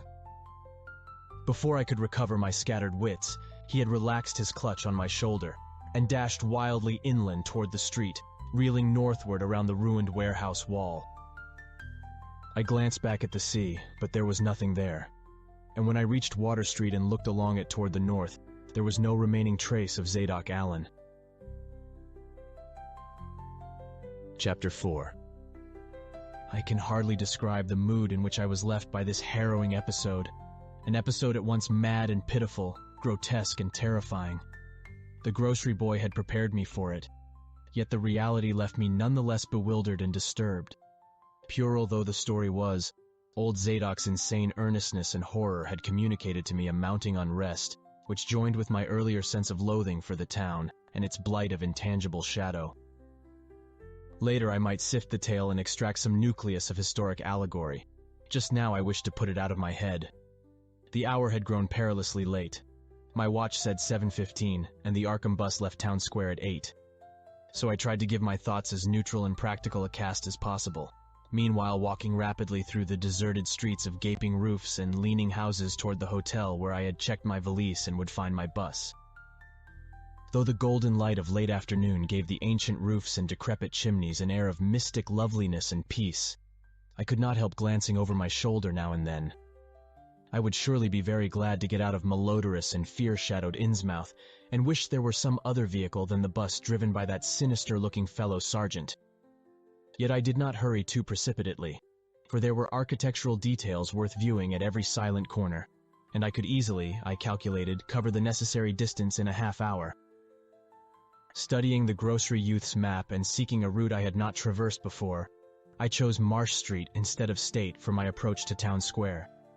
Near the corner of Fall Street I began to see scattered groups of furtive whisperers, and when I finally reached the square, I saw that almost all the loiterers were congregated around the door of the Gilman house. It seemed as if many bulging, watery, unwinking eyes looked oddly at me as I claimed my valise in the lobby, and I hoped that none of these unpleasant creatures would be my fellow passengers on the coach.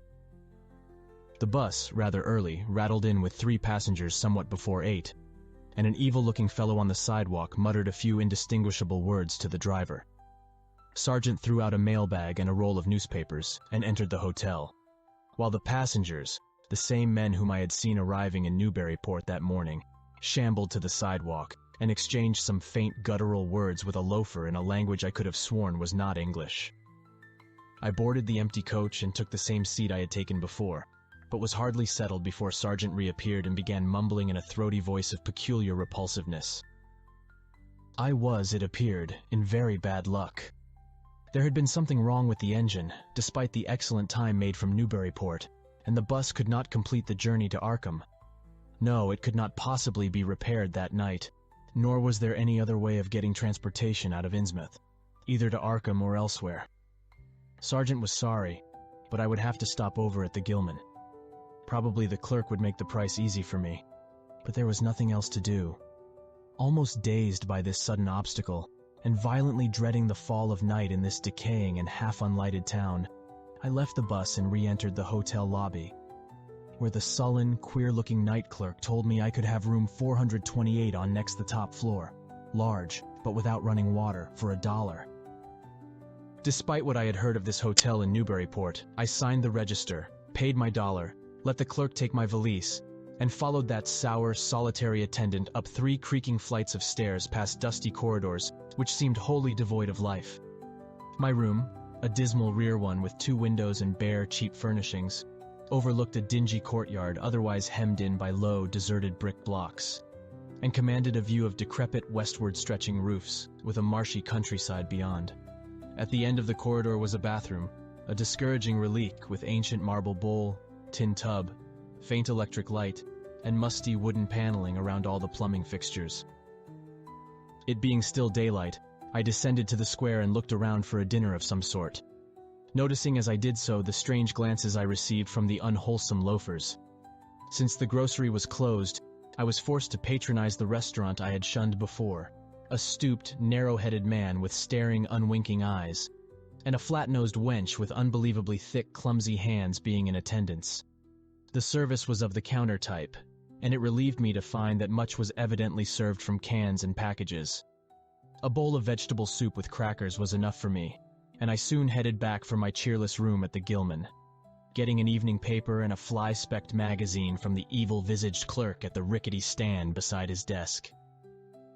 As twilight deepened, I turned on the one feeble electric bulb over the cheap, iron-framed bed, and tried as best I could to continue the reading I had begun, I felt it advisable to keep my mind wholesomely occupied, for it would not do to brood over the abnormalities of this ancient, blight-shadowed town while I was still within its borders. The insane yarn I had heard from the aged drunkard did not promise very pleasant dreams, and I felt I must keep the image of his wild, watery eyes as far as possible from my imagination. Also, I must not dwell on what that factory inspector had told the Newburyport ticket agent about the Gilman house and the voices of its nocturnal tenants. Not on that, nor on the face beneath the tiara in the black church doorway. The face for whose horror my conscious mind could not account. It would perhaps have been easier to keep my thoughts from disturbing topics had the room not been so gruesomely musty. As it was, the lethal mustiness blended hideously with the town's general fishy odor and persistently focused one's fancy on death and decay. Another thing that disturbed me was the absence of a bolt on the door of my room. One had been there, as marks clearly showed, but there were signs of recent removal. No doubt it had become out of order, like so many other things in this decrepit edifice. In my nervousness, I looked around and discovered a bolt on the clothes press, which seemed to be of the same size, judging from the marks, as the one formerly on the door.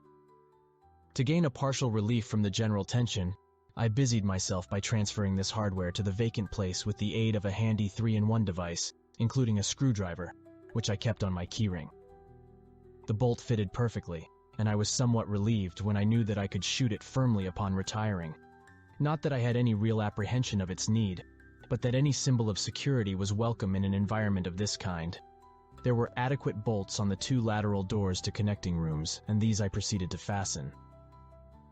I did not undress, but decided to read till I was sleepy, and then lie down with only my coat, collar, and shoes off. Taking a pocket flashlight from my valise, I placed it in my trousers, so that I could read my watch if I woke up later in the dark.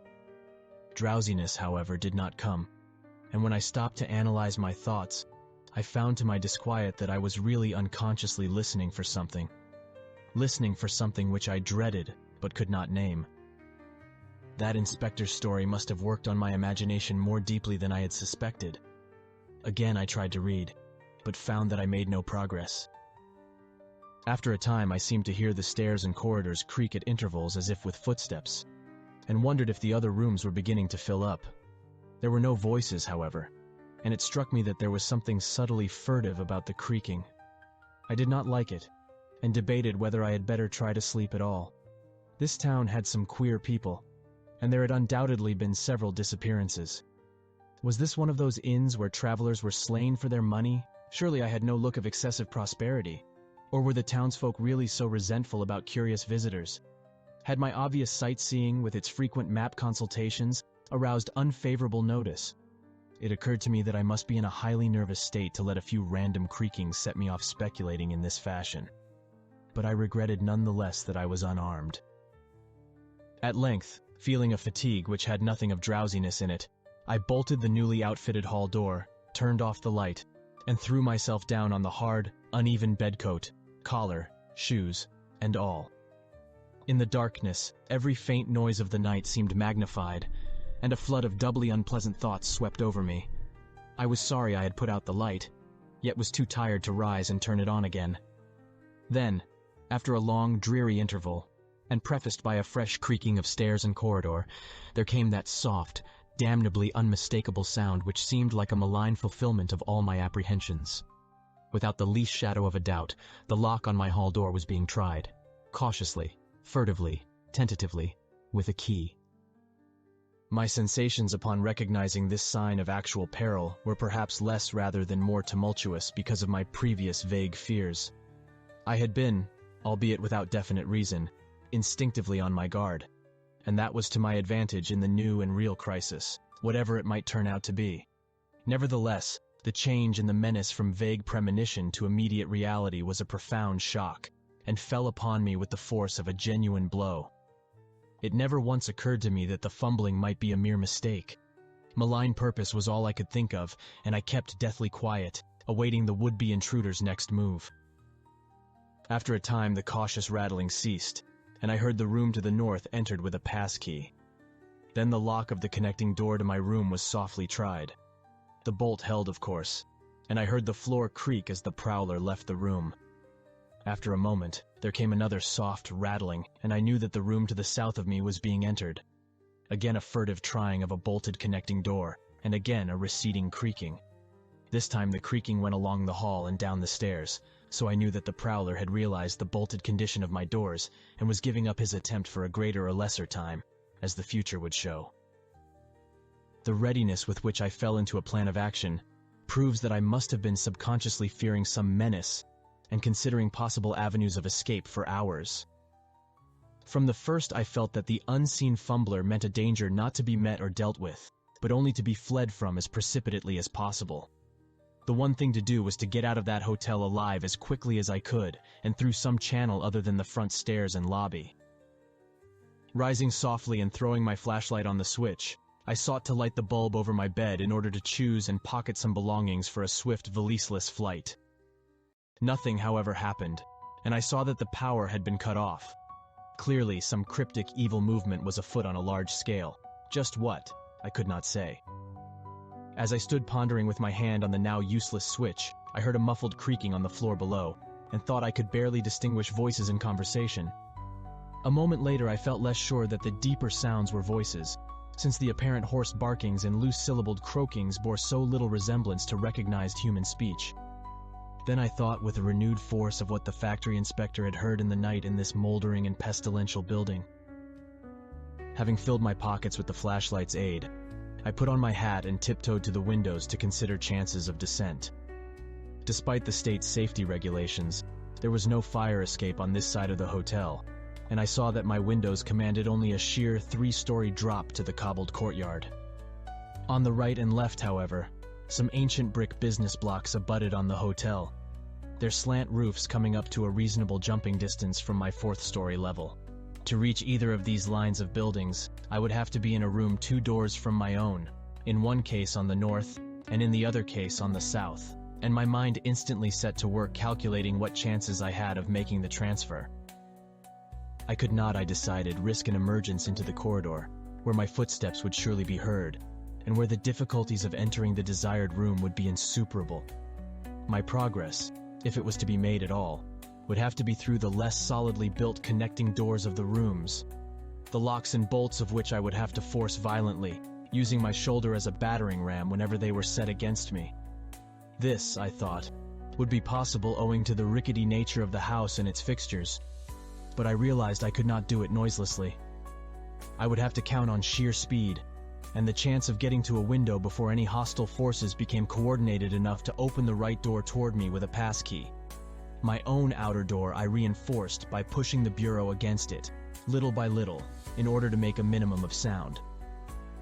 I perceived that my chances were very slender, and was fully prepared for any calamity.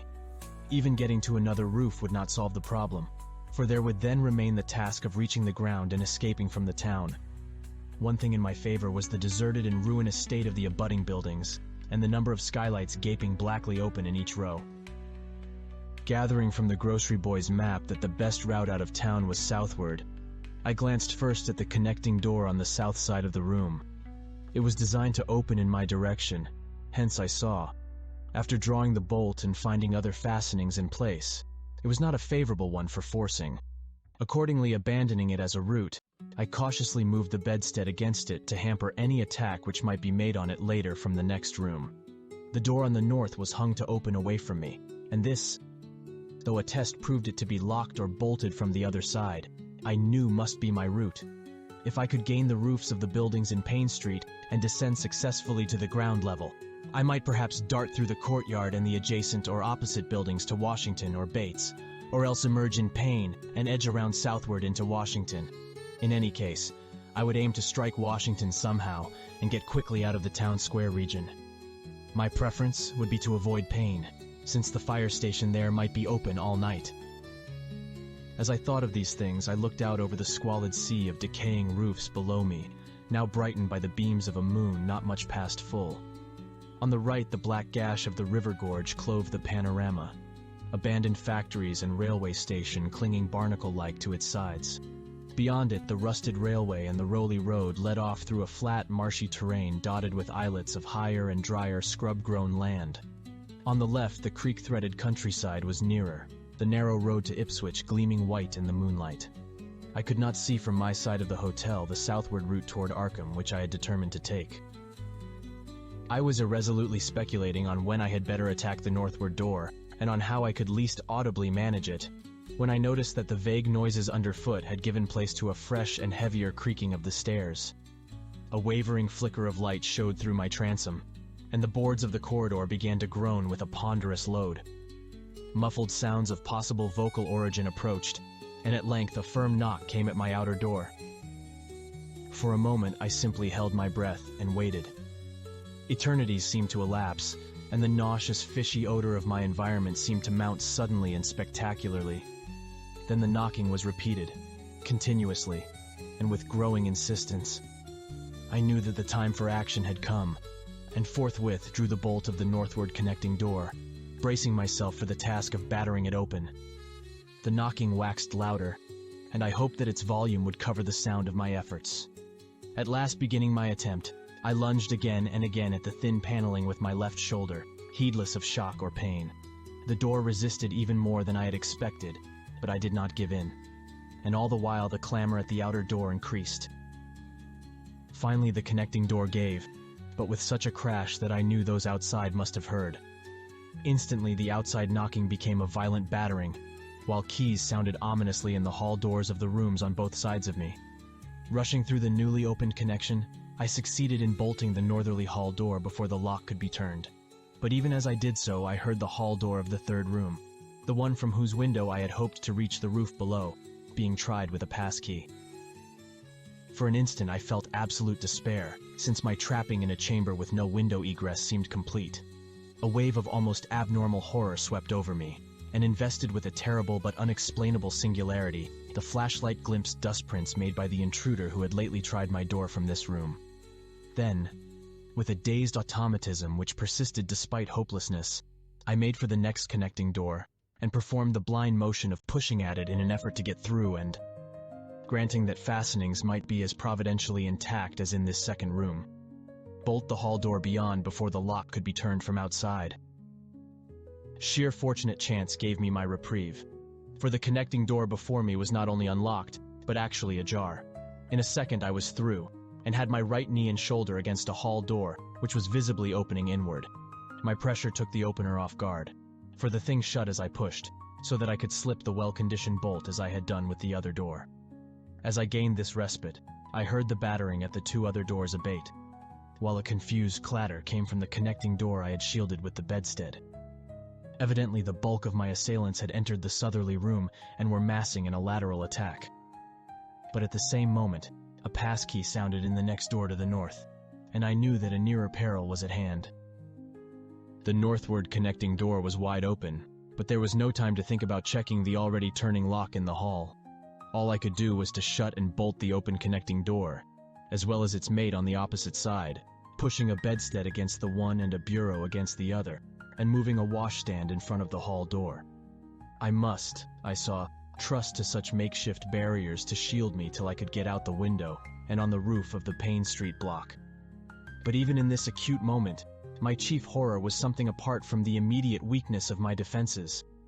I was shuddering because not one of my pursuers, despite some hideous pantings, gruntings, and subdued barkings at odd intervals, was uttering an unmuffled or intelligible vocal sound. As I moved the furniture and rushed toward the windows, I heard a frightful scurrying along the corridor toward the room north of me, and perceived that the southward battering had ceased. Plainly, most of my opponents were about to concentrate against the feeble connecting door which they knew must open directly on me.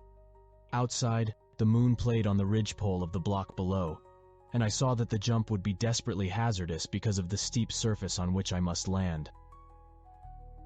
Surveying the conditions, I chose the more southerly of the two windows as my avenue of escape, planning to land on the inner slope of the roof and make for the nearest skylight.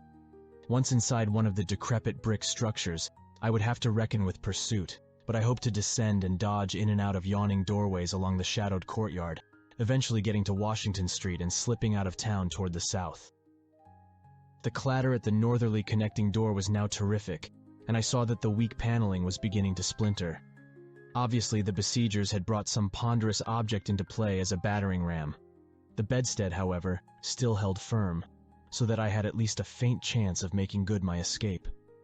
As I opened the window, I noticed that it was flanked by heavy velour draperies suspended from a pole by brass rings, and also that there was a large projecting catch for the shutters on the exterior. Seeing a possible means of avoiding the dangerous jump, I yanked at the hangings and brought them down, pole and all, then quickly hooking 2 of the rings in the shutter catch and flinging the drapery outside. The heavy folds reached fully to the abutting roof, and I saw that the rings and catch would be likely to bear my weight. So, climbing out of the window and down the improvised rope ladder, I left behind me forever the morbid and horror-infested fabric of the Gilman house. I landed safely on the loose slates of the steep roof and succeeded in gaining the gaping black skylight without a slip. Glancing up at the window I had left, I observed it was still dark, though far across the crumbling chimneys to the north, I could see lights ominously blazing in the Order of Dagon Hall, the Baptist church, and the Congregational church which I recalled so shiveringly. There had seemed to be no one in the courtyard below, and I hoped there would be a chance to get away before the spreading of a general alarm. Flashing my pocket lamp into the skylight, I saw that there were no steps down. The distance was slight, however, so I clambered over the brink and dropped, striking a dusty floor littered with crumbling boxes and barrels. The place was ghoulish looking, but I was past minding such impressions, and made at once for the staircase revealed by my flashlight, after a hasty glance at my watch, which showed the hour to be 2 a.m. The steps creaked, but seemed tolerably sound, and I raced down past a barn-like second story to the ground floor. The desolation was complete, and only echoes answered my footfalls. At length I reached the lower hall, at one end of which I saw a faint luminous rectangle marking the ruined Payne Street doorway. Heading the other way, I found the back door also open, and darted out and down 5 stone steps to the grass-grown cobblestones of the courtyard.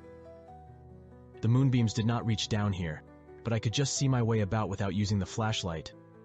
Some of the windows on the Gilman house side were faintly glowing, and I thought I heard confused sounds within.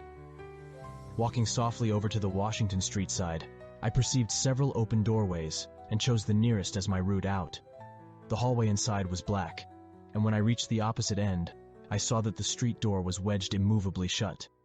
Resolved to try another building, I groped my way back toward the courtyard, but stopped short when close to the doorway. For out of an open door in the Gilman house, a large crowd of doubtful shapes was pouring, lanterns bobbing in the darkness, and horrible croaking voices exchanging low cries in what was certainly not English. The figures moved uncertainly, and I realized to my relief that they did not know where I had gone. But for all that, they sent a shiver of horror through my frame. Their features were indistinguishable, but their crouching, shambling gait was abominably repellent.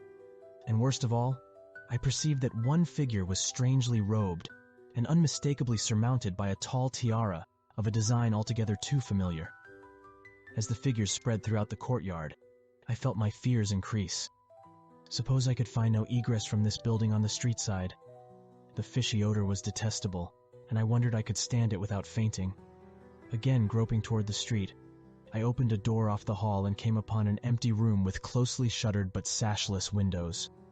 Fumbling in the rays of my flashlight, I found I could open the shutters, and in another moment had climbed outside and was carefully closing the aperture in its original manner. I was now in Washington Street, and for the moment saw no living thing, nor any light save that of the moon. From several directions in the distance, however, I could hear the sound of hoarse voices, of footsteps, and of a curious kind of pattering which did not sound quite like footsteps. Plainly, I had no time to lose. The points of the compass were clear to me, and I was glad that all the street lights were turned off, as is often the custom on strongly moonlit nights in unprosperous rural regions. Some of the sounds came from the south, yet I retained my design of escaping in that direction. There would, I knew, be plenty of deserted doorways to shelter me in case I met any person or group who looked like pursuers. I walked rapidly, softly, and close to the ruined houses. While hatless and disheveled after my arduous climb, I did not look especially noticeable, and stood a good chance of passing unheeded if forced to encounter any casual wayfarer. At Bates Street, I drew into a yawning vestibule while 2 shambling figures crossed in front of me, but was soon on my way again, and approaching the open space where Elliott Street obliquely crosses Washington, at the intersection of South. Though I had never seen this space, it had looked dangerous to me on the grocery youth's map, since the moonlight would have free play there. There was no use trying to evade it, for any alternative course would involve detours of possibly disastrous visibility and delaying effect. The only thing to do was to cross it boldly and openly, imitating the typical shamble of the Innsmouth folk as best I could, and trusting that no one, or at least no pursuer of mine, would be there. Just how fully the pursuit was organized, and indeed, just what its purpose might be, I could form no idea. There seemed to be unusual activity in the town, but I judged that the news of my escape from the Gilman had not yet spread. I would, of course, soon have to shift from Washington to some other southward street, for that party from the hotel would doubtless be after me. I must have left dust prints in that last old building, revealing how I had gained the street. The open space was, as I had expected, strongly moonlit, and I saw the remains of a park-like, iron-railed green in its center. Fortunately, no one was about, though a curious sort of buzz or roar seemed to be increasing in the direction of Town Square. South Street was very wide, leading directly down a slight declivity to the waterfront and commanding a long view out at sea, and I hoped that no one would be glancing up it from afar as I crossed in the bright moonlight. My progress was unimpeded, and no fresh sound arose to hint that I had been spied. Glancing about me, I involuntarily let my pace slacken for a second to take in the sight of the sea, gorgeous in the burning moonlight at the street's end. Far out beyond the breakwater was the dim, dark line of Devil Reef, and as I glimpsed it, I could not help thinking of all the hideous legends I had heard in the last 34 hours. Legends which portrayed this ragged rock as a veritable gateway to realms of unfathomed horror and inconceivable abnormality. Then, without warning, I saw the intermittent flashes of light on the distant reef. They were definite and unmistakable, and awaked in my mind a blind horror beyond all rational proportion. My muscles tightened for panic flight, held in only by a certain unconscious caution and half-hypnotic fascination. And to make matters worse, there now flashed forth from the lofty cupola of the Gilman house, which loomed up to the northeast behind me, a series of analogous though differently spaced gleams which could be nothing less than an answering signal. Controlling my muscles, and realizing afresh how plainly visible I was, I resumed my brisker and feignedly shambling pace, though keeping my eyes on that hellish and ominous reef as long as the opening of South Street gave me a seaward view. What the whole proceeding meant, I could not imagine, unless it involved some strange rite connected with Devil Reef, or unless some party had landed from a ship on that sinister rock. I now bent to the left around the ruinous green, still gazing toward the ocean as it blazed in the spectral summer moonlight, and watching the cryptical flashing of those nameless, unexplainable beacons. It was then that the most horrible impression of all was borne in upon me. The impression which destroyed my last vestige of self-control and set me running frantically southward past the yawning black doorways and fishily staring windows of that deserted nightmare street. For at a closer glance I saw that the moonlit waters between the reef and the shore were far from empty. They were alive with a teeming horde of shapes swimming inward toward the town, and even at my vast distance and in my single moment of perception, I could tell that the bobbing heads and flailing arms were alien and aberrant in a way scarcely to be expressed or consciously formulated. My frantic running ceased before I had covered a block, for at my left I began to hear something like the hue and cry of organized pursuit. There were footsteps and guttural sounds, and a rattling motor wheezed south along Federal Street. In a second, all my plans were utterly changed, for if the southward highway were blocked ahead of me, I must clearly find another egress from Innsmouth. I paused and drew into a gaping doorway, reflecting how lucky I was to have left the moonlit open space before these pursuers came down the parallel street. A second reflection was less comforting. Since the pursuit was down another street, it was plain that the party was not following me directly. It had not seen me, but was simply obeying a general plan of cutting off my escape. This, however, implied that all roads leading out of Innsmouth were similarly patrolled, for the denizens could not have known what route I intended to take. If this were so, I would have to make my retreat across country away from any road. But how could I do that in view of the marshy and creek-riddled nature of all the surrounding region? For a moment my brain reeled, both from sheer hopelessness and from a rapid increase in the omnipresent fishy odor. Then I thought of the abandoned railway to Rowley, whose solid line of ballasted, weed-grown earth still stretched off to the northwest from the crumbling station on the edge of the river gorge. There was just a chance that the townsfolk would not think of that, since its briar-choked desertion made it half impassable, and the unlikeliest of all avenues for a fugitive to choose. I had seen it clearly from my hotel window, and knew about how it lay. Most of its earlier length was uncomfortably visible from the Rowley Road, and from high places in the town itself. But one could perhaps crawl inconspicuously through the undergrowth. At any rate, it would form my only chance of deliverance, and there was nothing to do but try it. Drawing inside the hall of my deserted shelter, I once more consulted the grocery boy's map with the aid of the flashlight. The immediate problem was how to reach the ancient railway, and I now saw that the safest course was ahead to Babson Street, then west to Lafayette, there edging around but not crossing an open space homologous to the one I had traversed, and subsequently back northward and westward in a zigzagging line through Lafayette, Bates, Adams, and Bank Streets, the latter skirting the river gorge, to the abandoned and dilapidated station I had seen from my window. My reason for going ahead to Babson was that I wished neither to recross the earlier open space, nor to begin my westward course along a cross street as broad as south. Starting once more, I crossed the street to the right-hand side in order to edge around into Babson as inconspicuously as possible. Noises still continued in Federal Street, and as I glanced behind me, I thought I saw a gleam of light near the building through which I had escaped. Anxious to leave Washington Street, I broke into a quiet dog trot, trusting to luck not to encounter any observing eye. Next the corner of Babson Street, I saw to my alarm that one of the houses was still inhabited, as attested by curtains at the window, but there were no lights within, and I passed it without disaster. In Babson Street, which crossed Federal and might thus reveal me to the searchers, I clung as closely as possible to the sagging, uneven buildings, twice pausing in a doorway as the noises behind me momentarily increased. The open space ahead shone wide and desolate under the moon, but my route would not force me to cross it. During my second pause, I began to detect a fresh distribution of the vague sounds, and upon looking cautiously out from cover, beheld a motor car darting across the open space, bound outward along Elliott Street, which there intersects both Babson and Lafayette.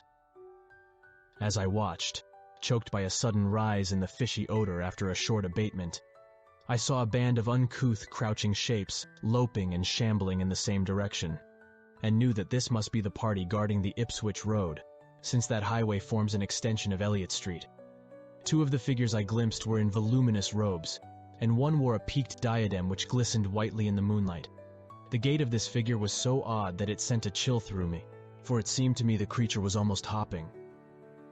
When the last of the band was out of sight, I resumed my progress, darting around the corner into Lafayette Street, and crossing Elliott very hurriedly, lest stragglers of the party be still advancing along that thoroughfare.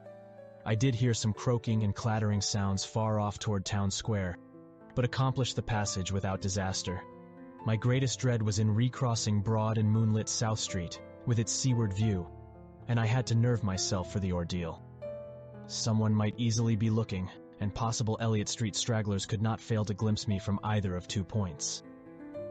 At the last moment I decided I had better slacken my trot and make the crossing as before in the shambling gait of an average Innsmouth native. When the view of the water again opened out, this time on my right, I was half determined not to look at it at all.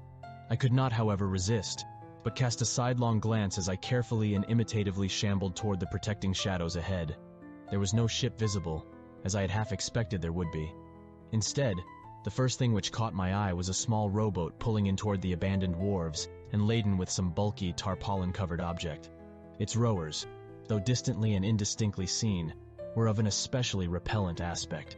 Several swimmers were still discernible, while on the far black reef I could see a faint, steady glow, unlike the winking beacon visible before, and of a curious color which I could not precisely identify. Above the slant roofs ahead and to the right, there loomed the tall cupola of the Gilman House, but it was completely dark. The fishy odor, dispelled for a moment by some merciful breeze, now closed in again with maddening intensity. I had not quite crossed the street when I heard a muttering band advancing along Washington from the north. As they reached the broad open space where I had had my first disquieting glimpse of the moonlit water, I could see them plainly only a block away, and was horrified by the bestial abnormality of their faces and the dog-like subhumanness of their crouching gait. One man moved in a positively simian way, with long arms frequently touching the ground, while another figure, robed and tiara'd, seemed to progress in an almost hopping fashion. I judged this party to be the one I had seen in the Gilman's courtyard, the one therefore most closely on my trail. As some of the figures turned to look in my direction, I was transfixed with fright, yet managed to preserve the casual, shambling gait I had assumed. To this day, I do not know whether they saw me or not. If they did, my stratagem must have deceived them, for they passed on across the moonlit space without varying their course, meanwhile croaking and jabbering in some hateful guttural patois I could not identify. Once more in shadow, I resumed my former dog trot past the leaning and decrepit houses that stared blankly into the night. Having crossed to the western sidewalk, I rounded the nearest corner into Bates Street, where I kept close to the buildings on the southern side. I passed 2 houses showing signs of habitation, one of which had faint lights in upper rooms, yet met with no obstacle. As I turned into Adam Street, I felt measurably safer, but received a shock when a man reeled out of a black doorway directly in front of me. He proved, however, too hopelessly drunk to be a menace, so that I reached the dismal ruins of the Bank Street warehouses in safety. No one was stirring in that dead street beside the river gorge, and the roar of the waterfalls quite drowned my footsteps. It was a long dog trot to the ruined station, and the great brick warehouse walls around me seemed somehow more terrifying than the fronts of private houses. At last I saw the ancient arcaded station, or what was left of it, and made directly for the tracks that started from its farther end. The rails were rusty but mainly intact, and not more than half the ties had rotted away.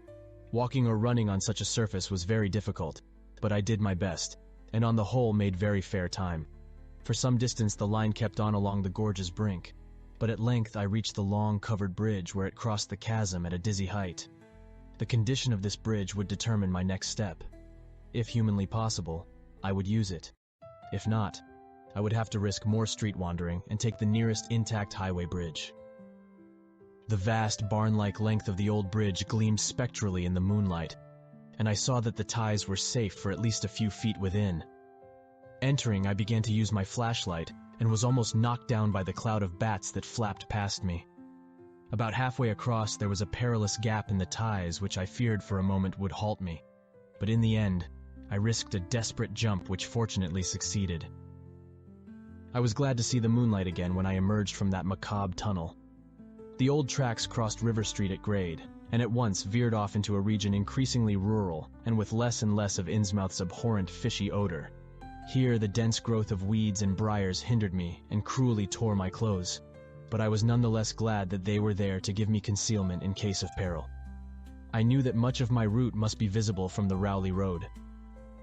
The marshy region began very shortly, with the single track on a low, grassy embankment, where the weedy growth was somewhat thinner. Then came a sort of island of higher ground, where the line passed through a shallow open cut choked with bushes and brambles. I was very glad of this partial shelter, since at this point the Rowley Road was uncomfortably near according to my window view. At the end of the cut, it would cross the track and swerve off to a safer distance, but meanwhile I must be exceedingly careful. I was by this time thankfully certain that the railway itself was not patrolled. Just before entering the cut I glanced behind me, but saw no pursuer. The ancient spires and roofs of decaying Innsmouth gleamed lovely and ethereal in the magic yellow moonlight, and I thought of how they must have looked in the old days before the shadow fell. Then, as my gaze circled inland from the town, something less tranquil arrested my notice and held me immobile for a second. What I saw, or fancied I saw, was a disturbing suggestion of undulant motion far to the south. A suggestion which made me conclude that a very large horde must be pouring out of the city along the level Ipswich road. The distance was great, and I could distinguish nothing in detail, but I did not at all like the look of that moving column. It undulated too much, and glistened too brightly in the rays of the now westering moon. There was a suggestion of sound, too, though the wind was blowing the other way. A suggestion of bestial scraping and bellowing even worse than the muttering of the parties I had lately overheard. All sorts of unpleasant conjectures crossed my mind. I thought of those very extreme Innsmouth types said to be hidden in crumbling centuried warrens near the waterfront. I thought, too, of those nameless swimmers I had seen, counting the parties so far glimpsed, as well as those presumably covering other roads. The number of my pursuers must be strangely large for a town as depopulated as Innsmouth. Whence could come the dense personnel of such a column as I now beheld? Did those ancient, unplumbed warrens teem with a twisted, uncatalogued, and unsuspected life? Or had some unseen ship indeed landed a legion of unknown outsiders on that hellish reef? Who were they? Why were they there? And if such a column of them was scouring the Ipswich road, would the patrols on the other roads be likewise augmented? I had entered the brush-grown cut and was struggling along at a very slow pace when that damnable fishy odor again waxed dominant. Had the wind suddenly changed eastward so that it blew in from the sea and over the town? It must have, I concluded, since I now began to hear shocking guttural murmurs from that hitherto silent direction. There was another sound too, a kind of wholesale colossal flopping or pattering which somehow called up images of the most detestable sort. It made me think illogically of that unpleasantly undulating column on the far-off Ipswich road. And then both stench and sounds grew stronger, so that I paused shivering and grateful for the cut's protection. It was here, I recalled, that the Rowley Road drew so close to the old railway before crossing westward and diverging. Something was coming along that road, and I must lie low till its passage and vanishment in the distance. Thank heaven these creatures employed no dogs for tracking, though perhaps that would have been impossible amidst the omnipresent regional odor. Crouched in the bushes of that sandy cleft, I felt reasonably safe, even though I knew the searchers would have to cross the track in front of me, not much more than 100 yards away. I would be able to see them, but they could not, except by a malign miracle, see me. All at once I began dreading to look at them as they passed. I saw the close moonlit space where they would surge by, and had curious thoughts about the irredeemable pollution of that space. They would perhaps be the worst of all Innsmouth types, something one would not care to remember. The stench waxed overpowering, and the noises swelled to a bestial babble of croaking, baying, and barking without the least suggestion of human speech. Were these indeed the voices of my pursuers? Did they have dogs after all? So far I had seen none of the lower animals in Innsmouth. That flopping or pattering was monstrous. I could not look upon the degenerate creatures responsible for it.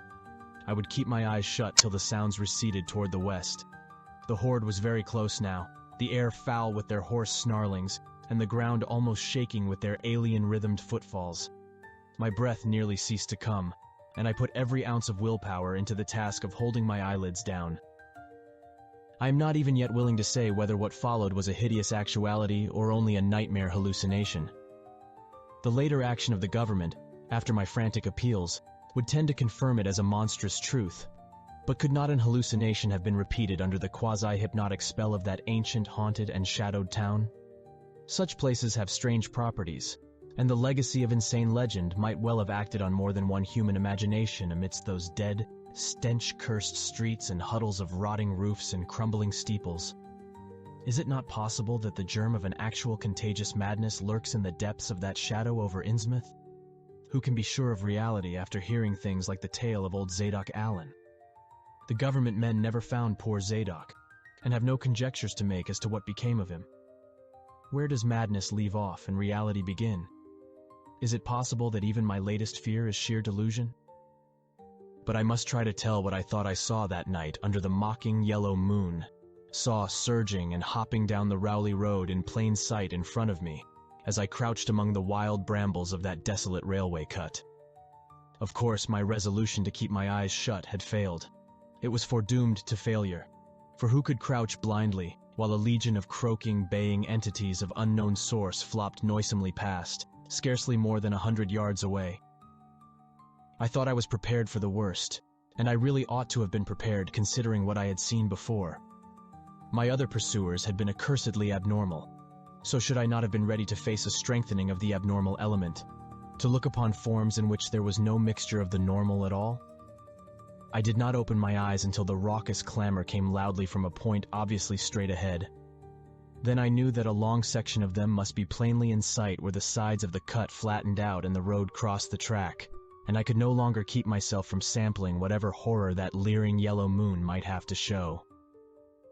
It was the end, for whatever remains to me of life on the surface of this earth, of every vestige of mental peace and confidence in the integrity of nature and of the human mind. Nothing that I could have imagined, Nothing even, that I could have gathered, had I credited old Zadok's crazy tale in the most literal way, would be in any way comparable to the demoniac, blasphemous reality that I saw or believe I saw. I have tried to hint what it was in order to postpone the horror of writing it down baldly.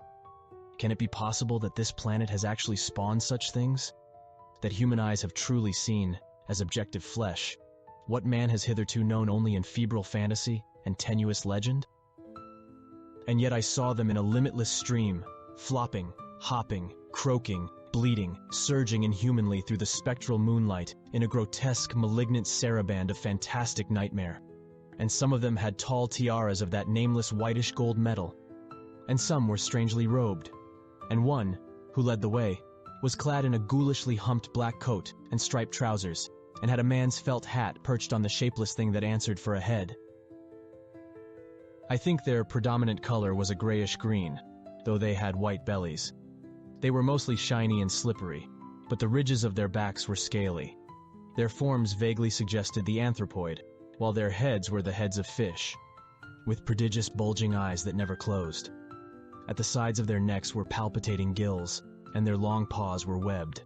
They hopped irregularly, sometimes on 2 legs and sometimes on 4. I was somehow glad that they had no more than 4 limbs. Their croaking, baying voices, clearly used for articulate speech, held all the dark shades of expression which their staring faces lacked. But for all of their monstrousness, they were not unfamiliar to me. I knew too well what they must be, for was not the memory of that evil tiara at Newburyport still fresh? They were the blasphemous fish frogs of the nameless design, living and horrible.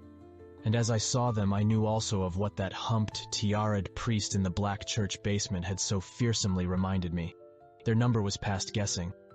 It seemed to me that there were limitless swarms of them, and certainly my momentary glimpse could have shown only the least fraction. In another instant, everything was blotted out by a merciful fit of fainting, the first I had ever had.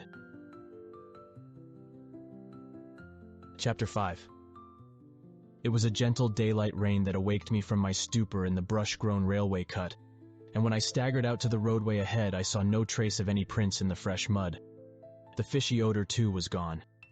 Innsmouth's ruined roofs and toppling steeples loomed up grayly toward the southeast, but not a living creature did I spy in all the desolate salt marshes around. My watch was still going, and told me that the hour was past noon. The reality of what I had been through was highly uncertain in my mind, but I felt that something hideous lay in the background. I must get away from evil-shadowed Innsmouth, and accordingly I began to test my cramped, wearied powers of locomotion. Despite weakness, hunger, horror, and bewilderment, I found myself after a long time able to walk. So started slowly along the muddy road to Rowley. Before evening I was in the village, getting a meal and providing myself with presentable clothes. I caught the night train to Arkham, and the next day talked long and earnestly with government officials there, a process I later repeated in Boston. With the main result of these colloquies, the public is now familiar, and I wish for normality's sake there were nothing more to tell. Perhaps it is madness that is overtaking me, yet perhaps a greater horror or a greater marvel is reaching out. As may well be imagined, I gave up most of the foreplanned features of the rest of my tour, the scenic, architectural, and antiquarian diversions on which I had counted so heavily. Nor did I dare look for that piece of strange jewelry said to be in the Miskatonic University Museum. I did, however, improve my stay in Arkham by collecting some genealogical notes I had long wished to possess. Very rough and hasty data, it is true, but capable of good use later on when I might have time to collate and codify them. The curator of the Historical Society there, Mr. E. Lapham Peabody, was very courteous about assisting me, and expressed unusual interest when I told him I was a grandson of Eliza Orne of Arkham, who was born in 1867 and had married James Williamson of Ohio at the age of 17. It seemed that a maternal uncle of mine had been there many years before on a quest much like my own, and that my grandmother's family was a topic of some local curiosity. There had, Mr. Peabody said, been considerable discussion about the marriage of her father, Benjamin Orne, just after the Civil War, since the ancestry of the bride was peculiarly puzzling. That bride was understood to have been an orphaned Marsh of New Hampshire, a cousin of the Essex County Marshes, but her education had been in France and she knew very little of her family. A guardian had deposited funds in a Boston bank to maintain her and her French governess, but that guardian's name was unfamiliar to Arkham people, and in time he dropped out of sight, so that the governess assumed his role by court appointment. The Frenchwoman, now long dead, was very taciturn, and there were those who said she could have told more than she did. But the most baffling thing was the inability of anyone to place the recorded parents of the young woman, Enoch and Lydia Meserve Marsh, among the known families of New Hampshire. Possibly, many suggested, she was the natural daughter of some Marsh of prominence. She certainly had the true Marsh eyes. Most of the puzzling was done after her early death, which took place at the birth of my grandmother, her only child. Having formed some disagreeable impressions connected with the name of Marsh, I did not welcome the news that it belonged on my own ancestral tree, nor was I pleased by Mr. Peabody's suggestion that I had the true Marsh eyes myself. However, I was grateful for data which I knew would prove valuable, and took copious notes and lists of book references regarding the well-documented Orne family. I went directly home to Toledo from Boston, and later spent a month at Maumee recuperating from my ordeal. In September I entered Oberlin for my final year, and from then till the next June was busy with studies and other wholesome activities, reminded of the bygone terror only by occasional official visits from government men in connection with the campaign which my pleas and evidence had started. Around the middle of July, just a year after the Innsmouth experience, I spent a week with my late mother's family in Cleveland, checking some of my new genealogical data with the various notes, traditions, and bits of heirloom material in existence there, and seeing what kind of connected chart I could construct. I did not exactly relish the task, for the atmosphere of the Williamson home had always depressed me. There was a strain of morbidity there, and my mother had never encouraged my visiting her parents as a child, although she always welcomed her father when he came to Toledo. My Arkham-born grandmother had seemed strange and almost terrifying to me, and I do not think I grieved when she disappeared. I was 8 years old then, and it was said that she had wandered off in grief after the suicide of my Uncle Douglas, her eldest son. He had shot himself after a trip to New England, the same trip, no doubt, which had caused him to be recalled at the Arkham Historical Society. This uncle had resembled her, and I had never liked him either. Something about the staring, unwinking expression of both of them had given me a vague, unaccountable uneasiness. My mother and Uncle Walter had not looked like that. They were like their father, though poor little cousin Lawrence, Walter's son, had been an almost perfect duplicate of his grandmother before his condition took him to the permanent seclusion of a sanitarium at Canton. I had not seen him in 4 years, but my uncle once implied that his state, both mental and physical, was very bad. This worry had probably been a major cause of his mother's death 2 years before. My grandfather and his widowed son Walter now comprised the Cleveland household, but the memory of older times hung thickly over it. I still disliked the place, and tried to get my researches done as quickly as possible. Williamson records and traditions were supplied in abundance by my grandfather, though for Orne material I had to depend on my Uncle Walter, who put at my disposal the contents of all his files, including notes, letters, cuttings, heirlooms, photographs, and miniatures. It was in going over the letters and pictures on the Orne side that I began to acquire a kind of terror of my own ancestry. As I have said, my grandmother and Uncle Douglas had always disturbed me. Now, years after their passing, I gazed at their pictured faces with a measurably heightened feeling of repulsion and alienation. I could not at first understand the change, but gradually a horrible sort of comparison began to obtrude itself on my unconscious mind, despite the steady refusal of my consciousness to admit even the least suspicion of it. It was clear that the typical expression of these faces now suggested something it had not suggested before, something which would bring stark panic if too openly thought of. But the worst shock came when my uncle showed me the Orne jewelry in a downtown safe deposit vault. Some of the items were delicate and inspiring enough, but there was one box of strange old pieces descended from my mysterious great-grandmother, which my uncle was almost reluctant to produce. They were, he said, of very grotesque and almost repulsive design, and had never, to his knowledge, been publicly worn, though my grandmother used to enjoy looking at them. Vague legends of bad luck clustered around them, and my great-grandmother's French governess had said they ought not to be worn in New England, though it would be quite safe to wear them in Europe. As my uncle began slowly and grudgingly to unwrap the things, he urged me not to be shocked by the strangeness and frequent hideousness of the designs. Artists and archaeologists who had seen them pronounced the workmanship superlatively and exotically exquisite, though no one seemed able to define their exact material or assign them to any specific art tradition. There were 2 armlets, a tiara, and a kind of pectoral, the latter having in high relief certain figures of almost unbearable extravagance. During this description I had kept a tight rein on my emotions, but my face must have betrayed my mounting fears. My uncle looked concerned, and paused in his unwrapping to study my countenance. I motioned to him to continue, which he did with renewed signs of reluctance. He seemed to expect some demonstration when the first piece, the tiara, became visible, but I doubt if he expected quite what actually happened. I did not expect it either, for I thought I was thoroughly forewarned regarding what the jewelry would turn out to be. What I did was to faint silently away, just as I had done in that briar-choked railway cut a year before. From that day on, my life has been a nightmare of brooding and apprehension, nor do I know how much is hideous truth and how much madness. My great-grandmother had been a marsh of unknown source whose husband lived in Arkham. And did not old Zadok say that the daughter of Obed Marsh by a monstrous mother was married to an Arkham man through a trick? What was it the ancient toper had muttered about the likeness of my eyes to Captain Obed's? In Arkham, too, the curator had told me I had the true Marsh eyes. Was Obed Marsh my own great-great-grandfather? Who, or what then, was my great-great-grandmother? But perhaps this was all madness. Those whitish gold ornaments might easily have been bought from some Innsmouth sailor by the father of my great-grandmother, whoever he was. And that look in the staring-eyed faces of my grandmother and self-slain uncle might be sheer fancy on my part. Sheer fancy, bolstered up by the Innsmouth shadow which had so darkly colored my imagination. But why had my uncle killed himself after an ancestral quest in New England?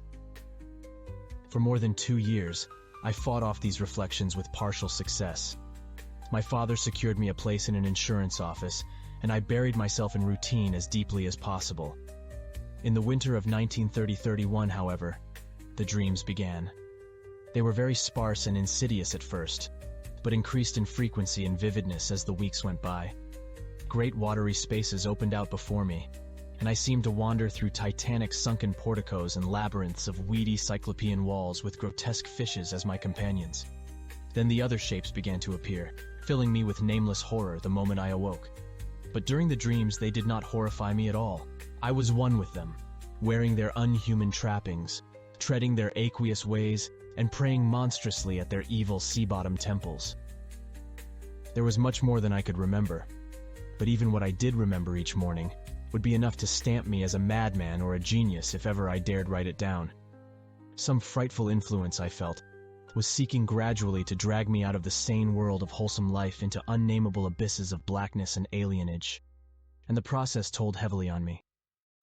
My health and appearance grew steadily worse, till finally I was forced to give up my position and adopt the static, secluded life of an invalid. Some odd nervous affliction had me in its grip, and I found myself at times almost unable to shut my eyes. It was then that I began to study the mirror with mounting alarm. The slow ravages of disease are not pleasant to watch, but in my case there was something subtler and more puzzling in the background. My father seemed to notice it too, for he began looking at me curiously and almost affrightedly. What was taking place in me? Could it be that I was coming to resemble my grandmother and Uncle Douglas? One night I had a frightful dream in which I met my grandmother under the sea. She lived in a phosphorescent palace of many terraces, with gardens of strange leprous corals and grotesque brachiate efflorescences, and welcomed me with a warmth that may have been sardonic. She had changed as those who take to the water change, and told me she had never died. Instead, she had gone to a spot her dead son had learned about, and had leaped to a realm whose wonders, destined for him as well, he had spurned with a smoking pistol. This was to be my realm too. I could not escape it. I would never die, but would live with those who had lived since before man ever walked the earth. I met also that which had been her grandmother. For 80,000 years Pthethia Lee had lived in Yahanthle, and thither she had gone back after Obed Marsh was dead. Yahanthle was not destroyed when the upper earth men shot death into the sea.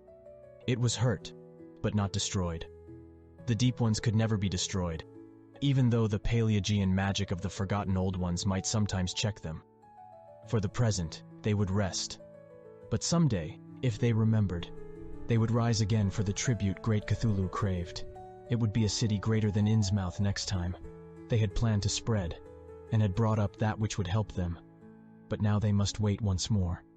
For bringing the Upper Earthmen's death, I must do a penance, but that would not be heavy.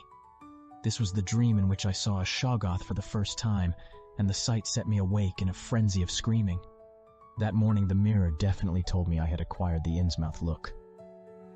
So far I have not shot myself as my Uncle Douglas did. I bought an automatic and